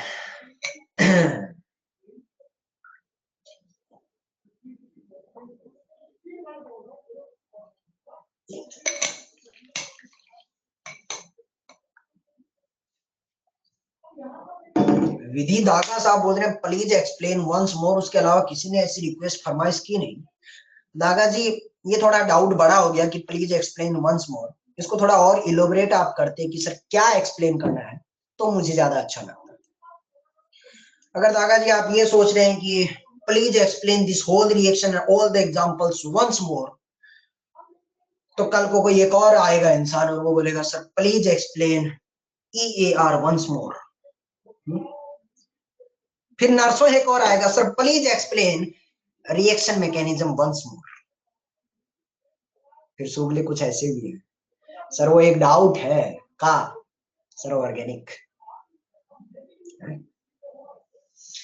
तो Daga ji practically this is not possible कि मैं सारी चीजें जो पिछले आधे घंटे से समझा रहा था उसको पूरा वापस समझा दूं सारे एग्जाम्पल के साथ। कैसे? ये तो तभी संभव हो सकता था जब दागा साहब हम दोनों ही पढ़ रहे होते हैं, क्योंकि पांडाल में जो बाकी जनता है ना वो कंप्यूटर में घुस के अपनी खोपड़ी खा जाएगी, उनका समय वेस्ट होगा ना। तो जो वंस मोर वाली बातें हैं वो एक सवाल स्पेसिफिक हो सकता है, कंसेप्ट स्पेसिफिक हो सकता है, लेकिन अगर कोई बोले sir once more whole the concept and last 30 minutes, practically this is not possible. ठीक है? हाँ बिल्कुल, जनता इशारा कर रही है, देखो हमसे ज्यादा समझदार है जनता, बोल रही है रिकॉर्डिंग है ना, सोच रही है। ठीक है तो आगे बढ़े क्या बोलता है बेड़ू? गौरव गुप्ता साहब बोला चौथा वाला वापस बता दीजिए। चलिए गौरव गुप्ता साहब चौथा वाला बता देते हैं आपके लिए। चौथे वाले सवाल में कुछ नहीं था, मतलब ऐसा कोई बड़ी चीज है भी नहीं। आप जो नॉर्मली कंसेप्ट से जा रहे थे उससे जाइए ना। T1 पे स्टेबल कार्बोकेटाइन नहीं बनेगा, T2 पे बनेगा क्योंकि वो रेजोनेंस करेगा। किसी भी एल्कीन पे अटैक कर सकते हैं क्योंकि सिमेट्रिकल है। T2 पे रेजोनेंस करवा दिया, रेजोनेटिंग स्ट्रक्चर बना दिया, एक बार इसके टाइम पे क्लोरीन, एक बार इसके टाइम पे क्लोरीन, प्रोडक्ट बन गया है। गूगली कुछ खास थी नहीं, मतलब अगर आप नॉर्मली जाते हैं तो कुछ खास नहीं थी। प्रोडक्ट की स्टेबिलिटी चेक कर लीजिए, इस बार प्रोडक्ट ये ज्यादा स्टेबल है तो इसको टीसीपी मार्क कर दिया। इंटरमीडिएट की स्टेबिलिटी चेक कर लीजिए, इंटरमीडिएट ज्यादा स्टेबल था तो इसको केसीपी मार्क कर दिया, खत्म हो गया। तो ये तो उनके लिए था जो अक्सर ऐसा सोचते हैं कि पहला वाला केसीपी होता है बाद वाला टीसीपी होता है। ऐसा कुछ नहीं होता, ऐसा रट्टा मत मार लेना। जो कंसेप्ट सिखाया कि भाई स्टेबल प्रोडक्ट को टीसीपी मार्क कर, स्टेबल इंटरमीडिएट से केसीपी मार्क कर, इतनी सी आसान सी बात थी। ठीक है तो ये एक बोल रहे हैं जेनिन माहेश्वरी 6 अल्फा हाइड्रोजन है। सर 6 अल्फा हाइड्रोजन चेक करूं तो इस एल्किन के पास 2 3 5 और एक 6 ही लिखा है जेनिन साहब, और इस एल्किन के पास मार्क करूं तो एक ही अल्फा हाइड्रोजन है। इस केटाइन के पास मार्क करूं तो 2 और 3 5 ही अल्फा हाइड्रोजन है। गलत कहां है रे? अरे रसूले गलत कहां है? इस केटाइन के पास ये sp2 हाइब्रिडाइज है। अरे जेनिन माहेश्वरी sp2 अल्फा नहीं मार्क करते हैं, ये sp3 वालों को अल्फा मार्क करते हैं। जेनिन बोलता ओके चल ठीक है। तो साथियों लेक्चर के दूसरे पड़ाव पे चलते हैं। H room temperature TCP more stable होगा क्या? बिल्कुल टियाजेन साहब आप सही सोच रहे हैं, अगर 25 या 25 डिग्री से ज्यादा टेम्परेचर होता है तो टीसीपी ही मेजर होगा। ठीक है चलिए और कोई डाउट? कोठारी बोल रहे हैं तीसरा वाला वापस एक्सप्लेन कर दीजिए। कोठारी जी ऐसी फरमाइश मत रखिए, चौधरी की अंतरात्मा जलती है इससे। मतलब एक बार में सुने, फुल फोकस से सुने तो ज्यादा आसान है। किसी भी एल्किन पे अटैक करवा दीजिए, स्टेबल कार्बोकेटाइन बन गया, स्टेबल कार्बोकेटाइन बन गया है, फिर रेजोनेंस करवा दीजिए, रेजोनेटिंग स्ट्रक्चर बन गई है, रेजोनेटिंग स्ट्रक्चर बनी है, ब्रोमीन ब्रोमीन जोड़ दीजिएगा। कुछ नहीं मेंशन है तो टीसीपी मेजर होगा क्योंकि 25 डिग्री पे है, तो ये टीसीपी वाला मेजर हो गया है। और स्टेबल इंटरमीडिएट ये है तो इससे केसीपी मिल गया है। ठीक है आयुष जैन साहब कह रहे हैं सर एक बार वो 1214 देखना वापस बता दीजिए। चलिए आयुष जैन साहब आपकी बात भी समझ लेते हैं। हालांकि ये सारी चीजें हैंडआउट में आप वापस पढ़ते ना तो क्लियर हो जाती हैं, बट कोई नहीं, चलते लेक्चर में पूछना है पूछ लीजिए। कि T1 पे आपने H प्लस जोड़ा है तो इसको नंबर 1 मार्क कर दीजिए, 1 2 3 4 रिलेटिवली है ना। T1 पे H प्लस जोड़ा है, H प्लस जोड़ दिया, T2 पे स्टेबल कार्बोकेटाइन बन गया। अब जो केसीपी बना है वो क्लोरीन यहीं जोड़ा है, तो यहाँ पर H जोड़ा तो यहाँ पर Cl जोड़ा, तो रिलेटिवली 1 और 2 पे जोड़ा है, तो जो केसीपी आपने बनाया उसको 1 2 एडिशन कह दिया है। और टीसीपी जब आप बना रहे थे तो हाइड्रोजन तो 1 पे जोड़ा था, लेकिन क्लोरीन देखिए चौथे पे जोड़ा है, तो 1 2 3 एंड 4 तो 1 4 एडिशन। आयुष साहब यस बोल दीजिएगा। हेलो पक्का हिमांशु रंजन बोल रहा है और चौधरी सब समझ आ गया, आगे बढ़ना। I have one doubt that I have no doubt. बहुत बढ़िया, चौधरी को बिल्कुल फील आ गई। तो भाई साहब हम पढ़ रहे थे इलेक्ट्रोफिलिक एडिशन रिएक्शन, ठीक है। और इलेक्ट्रोफिलिक एडिशन रिएक्शन में ईएआर में हमने 3 पड़ाव पार कर लिए थे। ये एक सुविधा बोल रहा है सर थर्मोडायनेमिक्स और काइनेटिक्स में क्या डिफरेंस है, बस यूं समझ लेना कि एक का नाम रामलाल है, दूसरे का नाम श्यामलाल है। रामलाल अलग आदमी अपनी निजी जिंदगी जीता है, श्यामलाल अपनी जिंदगी जीता है, इसलिए दोनों अलग हैं। दो अलग अलग चैप्टर है, फिजिकल केमिस्ट्री में आपको पढ़ा दिए होंगे, एक आधा हल्का फुल्का आइडिया नहीं है तो पढ़ा दिए जाएंगे, ठीक है। बाकी इसका हमारी ऑर्गेनिक में क्या ताल्लुकात है मैंने बता दिया। काइनेटिक्स ये कहता है कि प्रोडक्ट जल्दी मिलता है या लेट मिलता है, ये फैसला काइनेटिक्स फैसला करती है। थर्मोडायनेमिक्स ये बताती है कि प्रोडक्ट स्टेबल बन रहा है या अनस्टेबल बन रहा है, ये फैसला थर्मोडायनेमिक्स चैप्टर करता है। थर्मोडायनेमिक्स करीब करीब 18 से 20 लेक्चर फिजिकल केमिस्ट्री में पढ़ाया जाएगा। काइनेटिक्स करीब करीब 7 से 8 लेक्चर में फिजिकल केमिस्ट्री में पढ़ा दिया जाएगा, ठीक है। उनका क्या, चलो भाई। तो अभी काइनेटिक्स ही पढ़ रहा है, पीयूष राज साहब बोल रहा है अभी काइनेटिक्स ही पढ़ रहा है, तो सुन ले ये फिर कैसे डाउट है काइनेटिक्स क्या होता है। अरे चौधरी की गुगली ले रहा है क्या, है उठाई कर दे, कंप्यूटर में घुस गया है। ठीक है। तो एकदम वापिस बढ़ाते हैं साथियों। अपन पढ़ रहे थे इलेक्ट्रोफिलिक एडिशन रिएक्शन, ठीक है। इलेक्ट्रोफिलिक एडिशन रिएक्शन में हमने अब तक जिंदगी के 3 पड़ाव पार कर लिए हैं। पहला वाला कौन सा था, अब आ जाओ वापिस, अब आ जाओ एकदम में वापिस। ईएआर का पहला, अब अगले पड़ाव पे पढ़ रहे हैं। ईएआर का पहला, अरे जनता का जवाब चाहिए। ईएआर की पहली रिएक्शन कौन सी दे रहा है, एल्कीन विद एचएक्स। दूसरी रिएक्शन, दूसरी एल्कीन विद X2। तीसरी रिएक्शन, ईआर की तीसरी रिएक्शन एल कॉन्जुगेटेड सिस्टम जो आज पढ़ी है। इसी एआर की चौथी रिएक्शन साथियों अब आपके सामने आ रही है, दैट इज कॉल्ड हाइड्रोबोरेशन। अगले 15 मिनट फिर से चौधरी के हैं साथियों, नई रिएक्शन शुरुआत कर रहे हैं।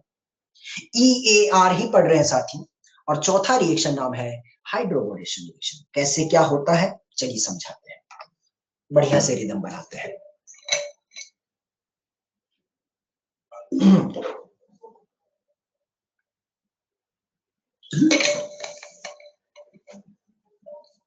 पहले तो हल्का सा ये सोच, हाइड्रोबोरेशन में आलसी लोग हाइड्रो बी और इसको एचबीओ भी बोल देते हैं, ठीक। दूसरी चीज ये है कसर क्या होती है कैसे होती है, तो सुन ध्यान से सुनते रहना, 15 मिनट तक सुनना ही है तेरे को। 16वें मिनट सवाल खट्टे से आएगा और तू मेरे को जवाब भी दे देगा, बस सुनना जरूरी है। एल्कीन जो है ये आर का ही चौथा पड़ाव है। एल्कीन की रिएक्शन हम सबसे पहले करते हैं B2H6 की। B2H6 सुना सुना लग रहा है, ये कहीं पढ़ा था मैंने, कहाँ पढ़ा था रे, कहाँ पढ़ा था। Inorganic chemistry, diborane. जनता ने सही जवाब दिया, वही B2H6 है जो डाइमर होता था BH3 का।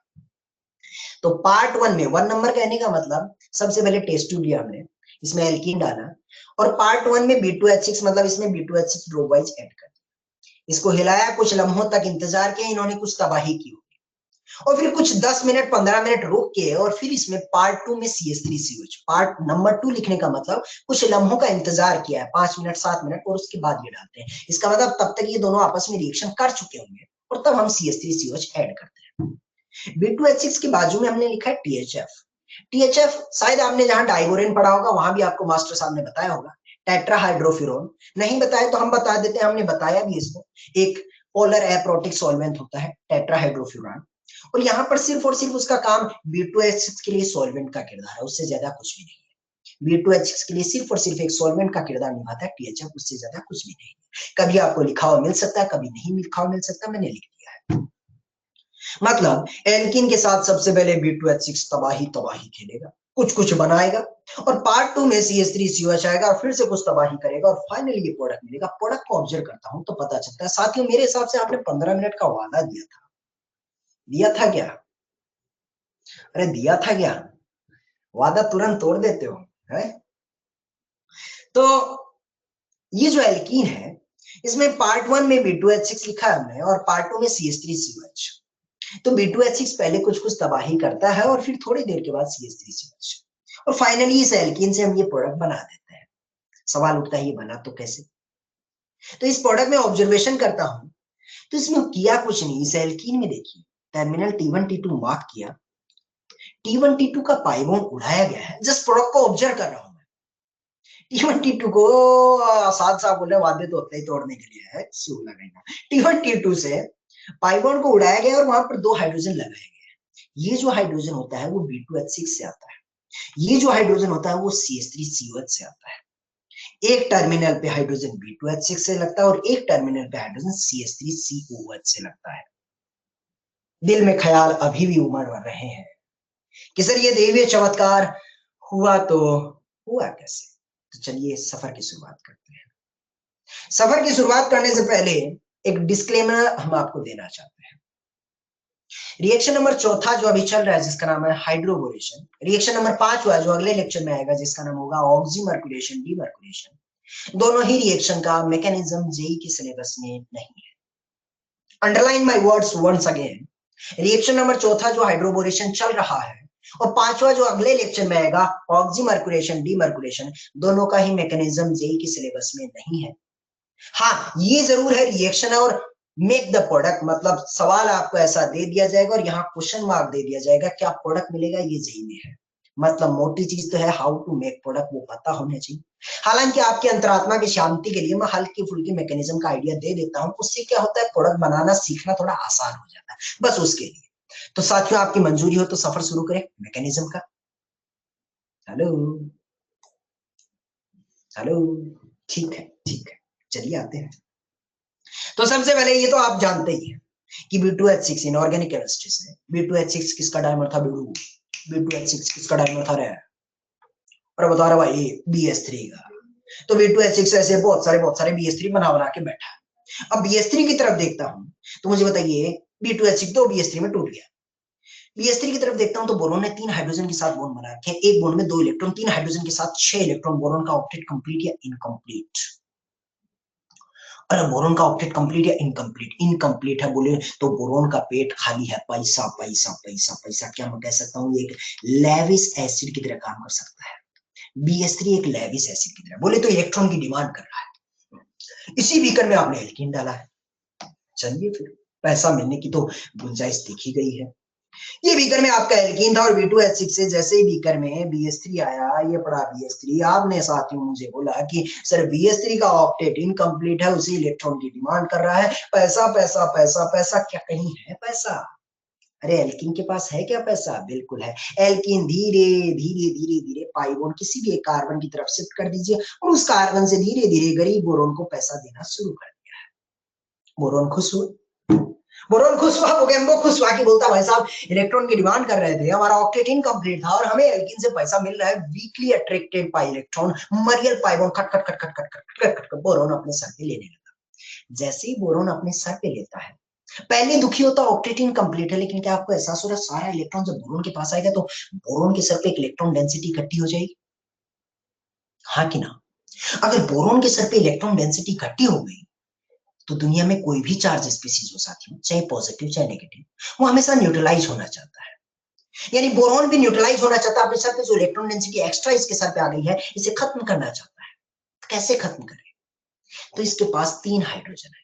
मैं हाइड्रोजन को थोड़ा जूम करके दिखाता हूँ साथियों। बोरॉन के पास जब धीरे धीरे इलेक्ट्रॉन डेंसिटी आ रही थी, मैं किसी भी एक हाइड्रोजन की ब्रांच को जूम करके दिखा देता हूँ। बोले तो बोरॉन धीरे धीरे धीरे धीरे धीरे धीरे ऊपर से एल्कीन से जब पैसा ले लिया, दिमाग होता नहीं है, पहले तो सुगला पैसा ले मांगने लग गया, पैसा आया, बाद में फिर दुखी हो गया, अरे भाई बहुत सारा आ गया मेरे सर पे तो चार्ज इकट्ठा हो गया। तो अपना जो चार्ज है वो हाइड्रोजन की ब्रांच में डिस्पर्स करना शुरू कर देता है। मैं किसी भी एक ब्रांच को दिखा देता हूं, बोले तो इस हाइड्रोजन वाली ब्रांच में डिस्पर्स करना शुरू कर। धीरे धीरे जब हाइड्रोजन वाली ब्रांच में डिस्पर्स करेगा, क्या आपको एहसास हो रहा है चंद लम्हों के बाद हाइड्रोजन के सर पे डेल्टा नेगेटिव बनेगा? बनेगा।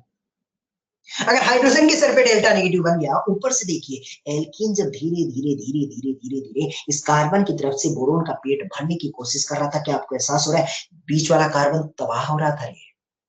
अरे बीच वाला कार्बन तबाह हो रहा था। जी साथी साहब ने सबसे पहले बताया, हाँ चौधरी बीच वाले कार्बन के सर पे डेल्टा पॉजिटिव धीरे धीरे बन रहा है। साथियों सब कुछ साइमल्टेनियसली हो रहा है। और सच बोलूं तो ये डेल्टा पॉजिटिव आज अपने नए दोस्त को तलाश लिया जिसका नाम था हाइड्रोजन का डेल्टा नेगेटिव। सुगलो ने पूरी साजिश रची अपने लिए थी। ये सारा कारनामा हुआ ही इसलिए था क्योंकि हाइड्रोजन को अपने जिगरी यार कार्बन के डेल्टा पॉजिटिव के पास जाना था। सब कुछ साइमल्टेनियसली हुआ। मैंने स्टेप बाय समझाया, लेकिन हुआ सब कुछ साइमल्टेनियसली। दोबारा सुनना, सबसे पहले BH3 था, लेविस एसिड इलेक्ट्रॉन की डिमांड कर रहा था, दिमाग होता नहीं है, पैसा चाहिए, एल्किन से पैसा ले लिया, सर पे बहुत सारा इकट्ठा हो गया, हाइड्रोजन के ब्रांच में डिस्पर्स कर दिया, हाइड्रोजन के सर पे डेल्टा नेगेटिव, ऊपर से एल्किन ने जब पैसा दिया तो इसके सर पे डेल्टा पॉजिटिव, इन दोनों ने आपस में धीरे धीरे दोस्ती करने लगे।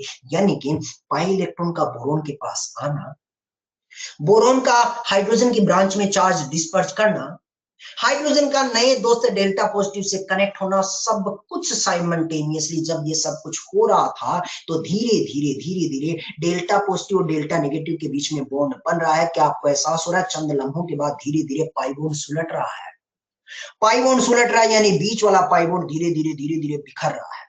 बोरोन कार्बन के साथ नई दोस्ती से नचा रहा है, बोरोन और कार्बन का बॉन्ड बन रहा है और बोरोन और हाइड्रोजन का दामन छूट रहा है, क्योंकि हाइड्रोजन को आज बोरोन के साथ नहीं किसी कार्बन के साथ आनंद आने लग गया है।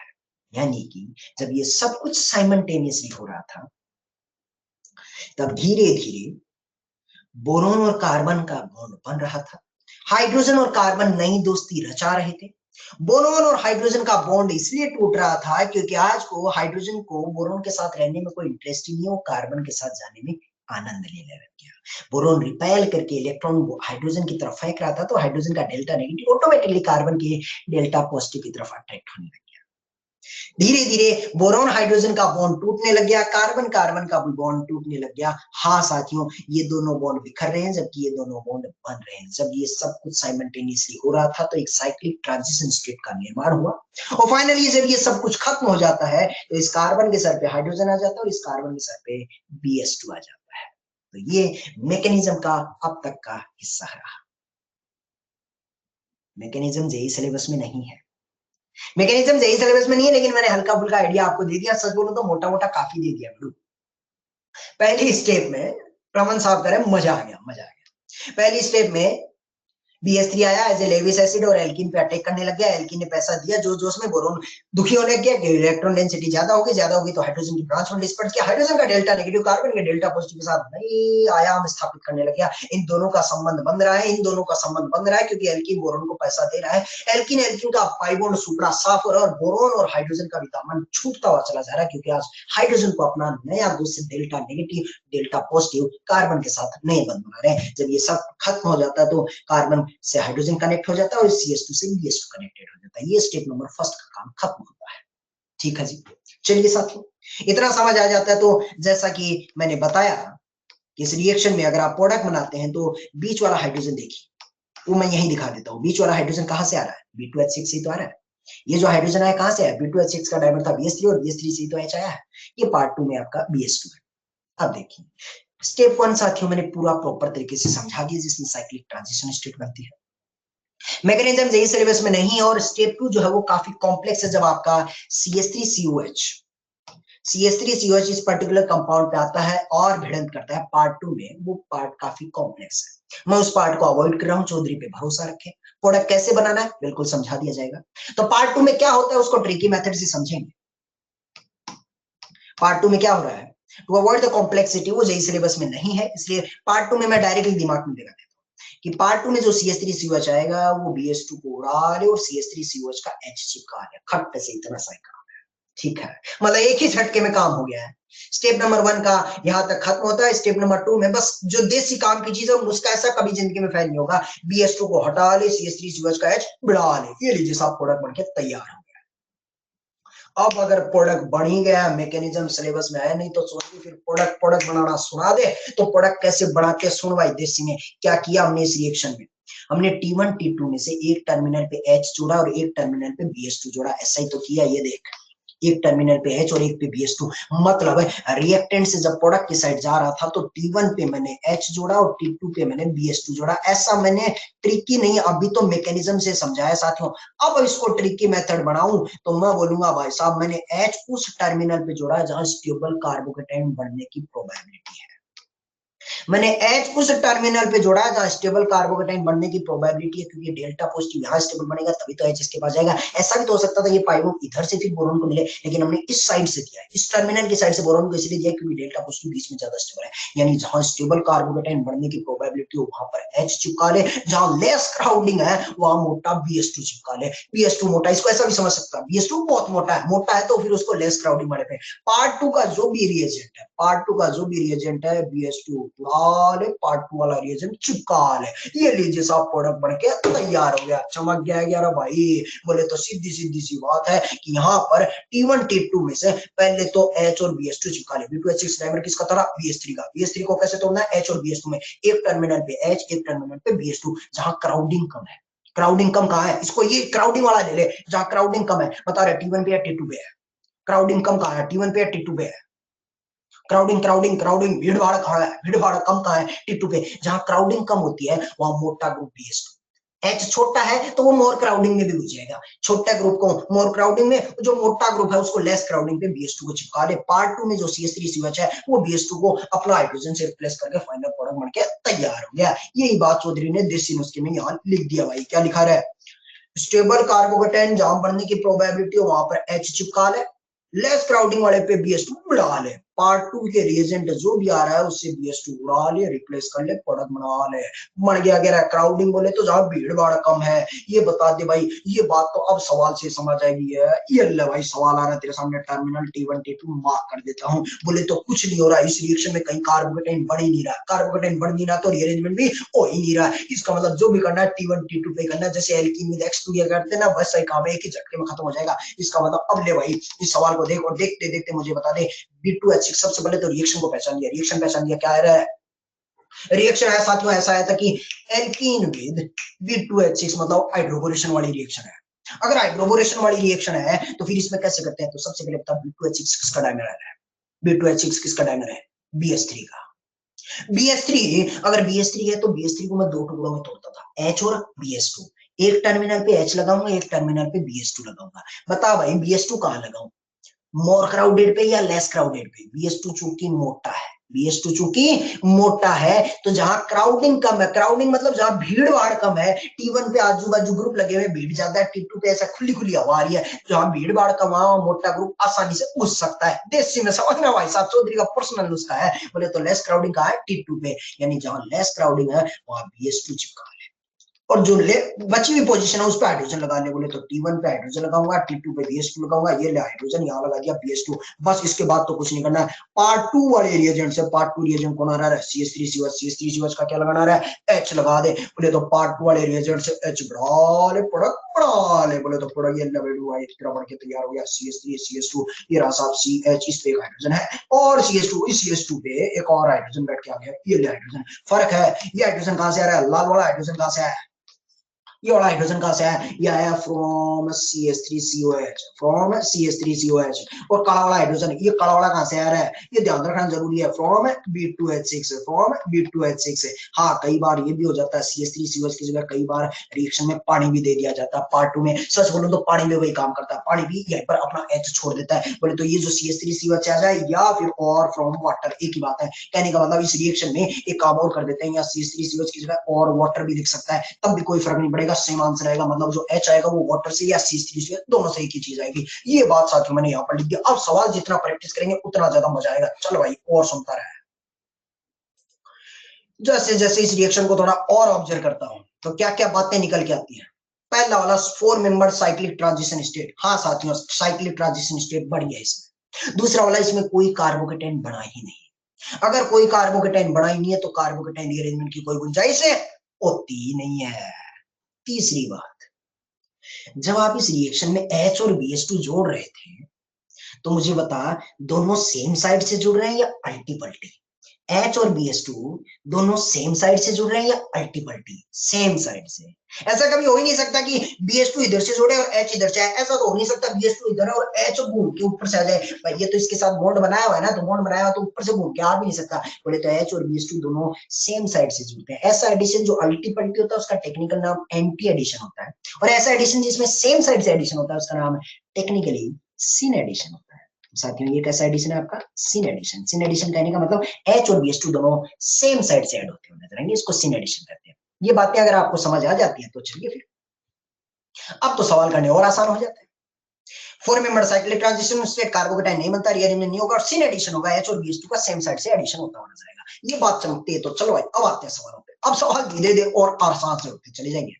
सबसे पहले रिएक्शन को पहचानना सीख। देख THF कभी लिख सकता है कभी नहीं लिख सकता है, कोई फर्क नहीं पड़ता है, कभी लिखेगा कभी नहीं लिखेगा, सॉल्वेंट है। B2D6 चौधरी ने गूगली फेंक दी। B2D6 इसका मतलब टर्मिनल T1 T2 तो चौधरी मैंने मार्क कर दिया है, लेकिन बता B2D6 किसका डाइमर रहा होगा? BD3 का। BD3 को दो टुकड़ों में तोड़ेगा, D और BD2, D और BD2। मुझे बता BD2 कहां लगाऊं, T1 पे या T2 पे है? BD2 कहां लगाऊं, T1 पे या T2 पे? जनता ने जवाब दिया जहां क्राउडिंग कम है चौधरी वहां BD2 लगा ले। तो बची हुई जगह क्या लग जाएगा रे? D। बस अब तो आसान है, पार्ट 2 वाले रिएजेंट से BD2 भगा ले और CH3COH का क्या लगा ले? क्या लगा ले? क्या लगा ले? क्या लगा ले? H लगा ले। ये ले भाई प्रोडक्ट बन के तैयार हो गया। R बोले तो कोई भी कार्बन की लड़ा है, CH CH2। इस वाले कार्बन पे ड्यूटेरियम रहेगा और इस वाले कार्बन पे हाइड्रोजन रहेगा। ये आंसर है या था। तो ये बात उन्हीं जनता को समझ आएगी कि भाई ड्यूटेरियम की तरह लगाना हाइड्रोजन, जिनको ये बेसिक ज्ञान पता है कि पहले कैसे सवाल होंगे। और समझ गया गया ये ले भाई फिर और सवाल आ जाता है। बोले तो कई बार अगले ने B2D6 B2H6 देगा, कई बार B2H6 ना देके BH3 दे दिया, क्योंकि ओरिजिनल काम तो BH3 कर रहा है बेड़ू। मतलब ये समझ आ गया। ला भाई T1 T2 मार्क कर देता हूं। चल समझ आ गया तो बता दे भाई BH3 किसका डाइमर था? B2H6 BH3 का, जो कि ऑलरेडी BH3 दिया ही है। BH3 दिया, THF लिख दिया तो अच्छी बात, नहीं लिख दिया तो कोई बात नहीं। सा BH3 को तोड़ा मैंने H और BH2 में, एक टर्मिनल पे H लगाऊंगा एक टर्मिनल पे BH2 लगाऊंगा। बता रहा भाई BH2 कहां लगाऊं, T1 पे या T2 पे है?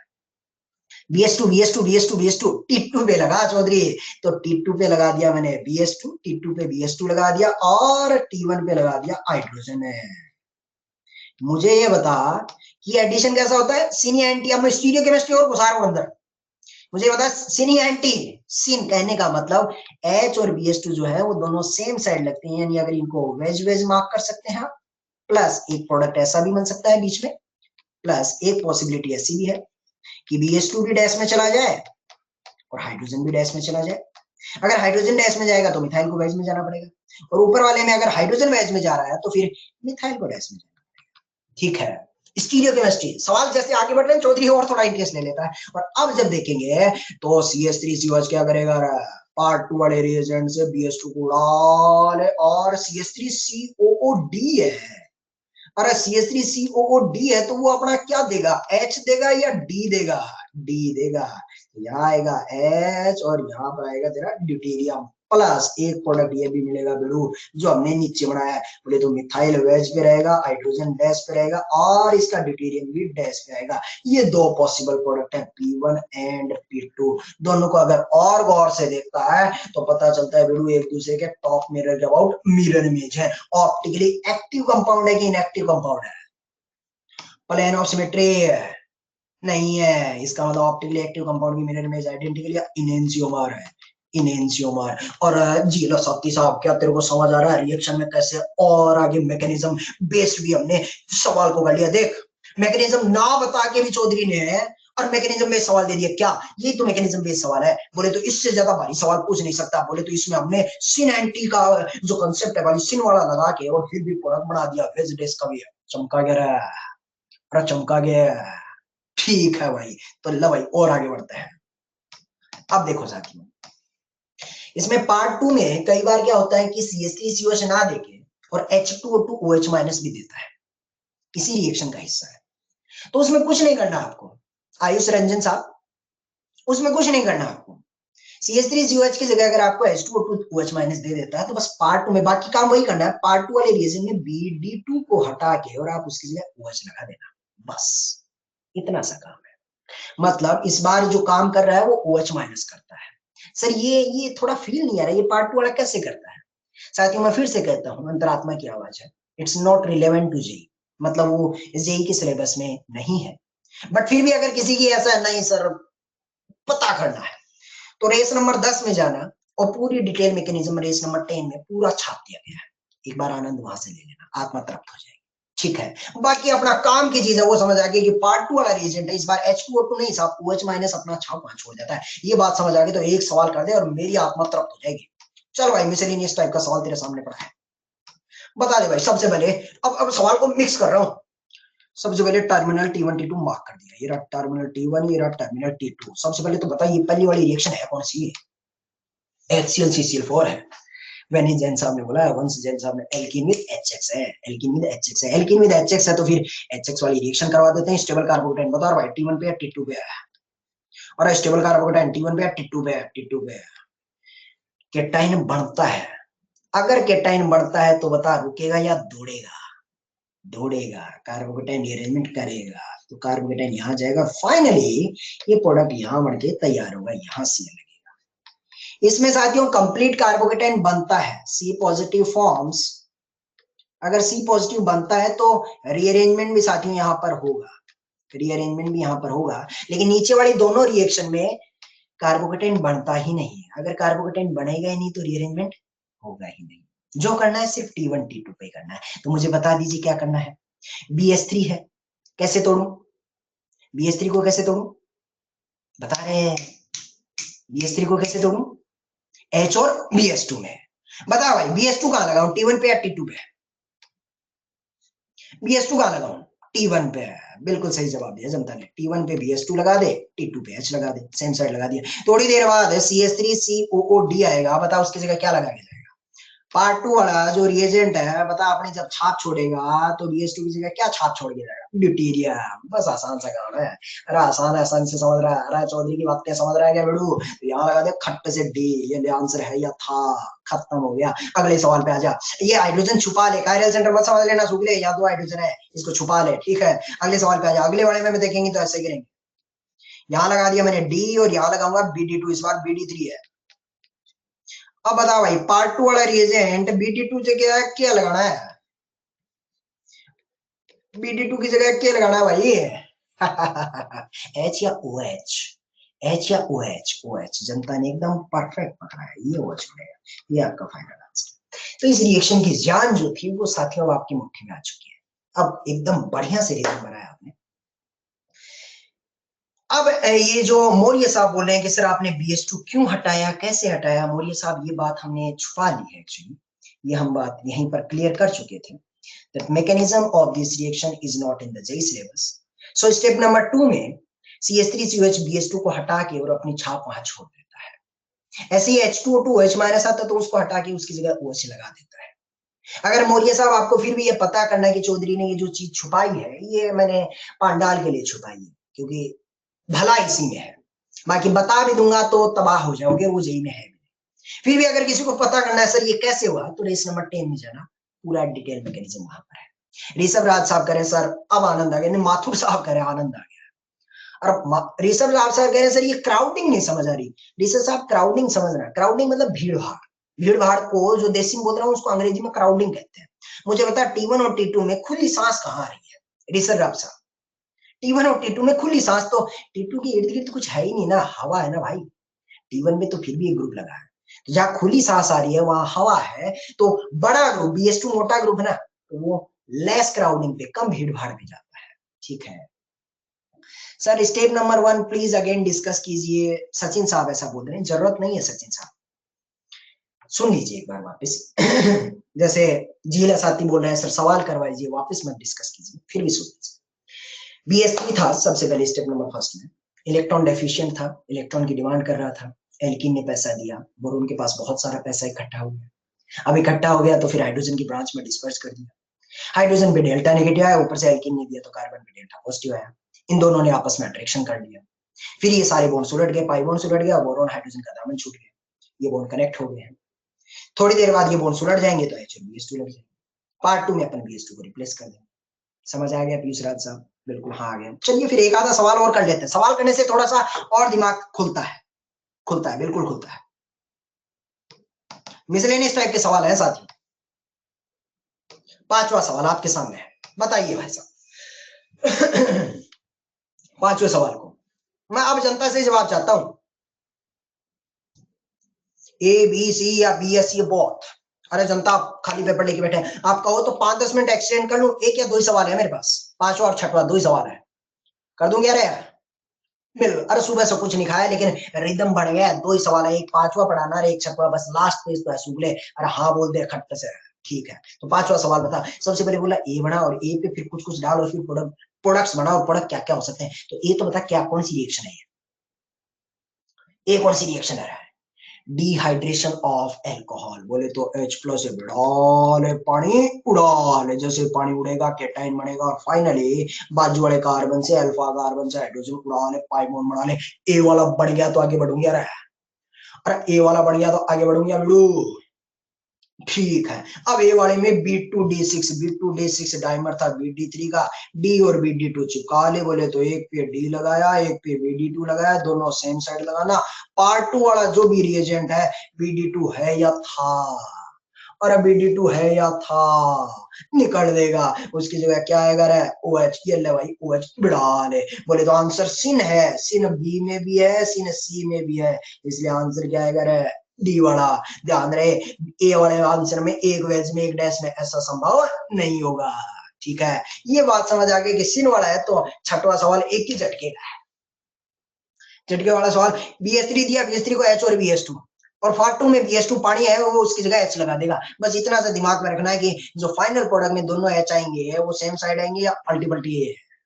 और आंसर बॉम्बे या आगरा, अरे बॉम्बे आगरा, बॉम्बे आगरा बिड़ू। बोले तो कैसे करेगा, एल्काइन है तो ये RC ऐसा बनाएगा, कैसा बनाएगा, ये R, ये इधर C डबल बॉन्ड C, ये R सिन एडिशन होता है साथियों। जिनको ये ज्ञान की बात पता है उनको पता चल जाएगा कि सिन है तो एक जगह H लगेगा एक जगह BH2, दोनों सेम साइड लगेंगे। पार्ट 2 में जब पानी आएगा तो BH2 की जगह अपनी छाप H छोड़ के चला जाएगा। इसी के साथ आज के समाचार हैं या थे समाप्त हो गए। आसान था, कह रहा है एक और 10 सवाल है, लेकिन अब इस एनर्जी से नहीं करना चाहता मैं। अगले पेज पे एक और सवाल है, अगली अगली क्लास में पढ़ा देंगे इसको, अगली क्लास में पढ़ा देंगे, चिंता कोई बात नहीं। और इसके बाद हमारा जो होमवर्क है वो करके जरूर आना।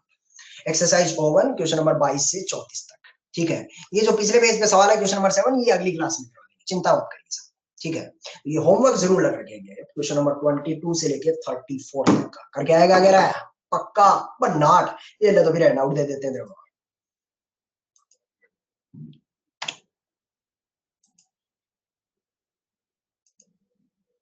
पहले हैंडआउट भेज देते हैं, फिर एक आधा कुछ डाउट है तो वो भी क्लियर कर लेंगे। देखिए साथियों, मोटा मोटा 5-10-15 डाउट तो चौधरी ने यहाँ सोल्व कर ही दिया है, क्योंकि एक जनरल तजुर्बा होता है कि भाई ये तो जनता को डाउट आता ही है, आता ही है, तो वो वाला तो मैं अपनी मन से अपनी इच्छा से कर ही देता हूँ। कुछ डाउट्स रनिंग लेक्चर में आपसे पूछते हैं और हम आपको बता देते हैं, वहां क्लियर हो जाता है। कुछ डाउट्स अभी भी जनता के मन में है एक आधे, अगर है ऐसा तो साथियों उसमें अपना रिदम बन गया, अपना एक भरोसा बन गया है, और चौधरी ने वादा भी कर रखा है कि अगर अभी भी कोई एक आधा डाउट है ना तो आप फिर व्हाट्सएप पे भेज दिया करें, लेक्चर जैसे खत्म होता है व्हाट्सएप पे भेज दिया करें। और विद इन 24 आवर्स भी हम बहुत ज्यादा बोल रहे हैं, बट इन द केस कभी कोई इंसान है कुछ तकलीफ हो सकती है मुझे भी, बट विद इन 24 आवर्स आपका डाउट जरूर क्लियर कर देंगे। ठीक है, वो भी बहुत ज्यादा टाइम दे दिया, वरना 6 से 8 घंटे में चौधरी कर देता है, कर देता है।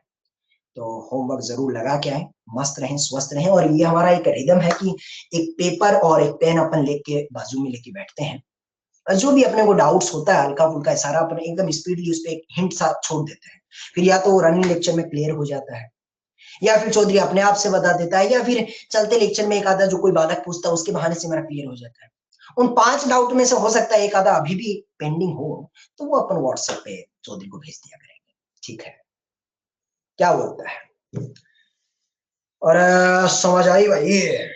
तो ये हमारे समाचार थे। ये एक बालक पूछ रहा है कि सर ये रिएक्शन मैकेनिज्म, समीर शर्मा साहब, रिएक्शन मैकेनिज्म कब तक चलेगा? समीर साहब, पूरी 12वीं क्लास रिएक्शन ही चलेगा, मतलब ये सफर हमारा दिवाली तक चलेगा, और ऐसे ही रिएक्शन आएंगे, ऐसे मैकेनिज्म आती रहेंगे, और ऐसे चौधरी अपने देसी नुस्खे से तुझे प्रोडक्ट बनाना सिखाता रहेगा। और चौधरी याद रहा, और रसूल सवाल अटेम्प्ट कर, चौधरी के साथ कर, चलते लेक्चर में फिर जो होमवर्क दे रहा है ना, जितना ज्यादा प्रैक्टिस करेगा होमवर्क क्वेश्चन उतने वो रिएक्शन ऑटोमेटिकली याद होते चली जाएंगे।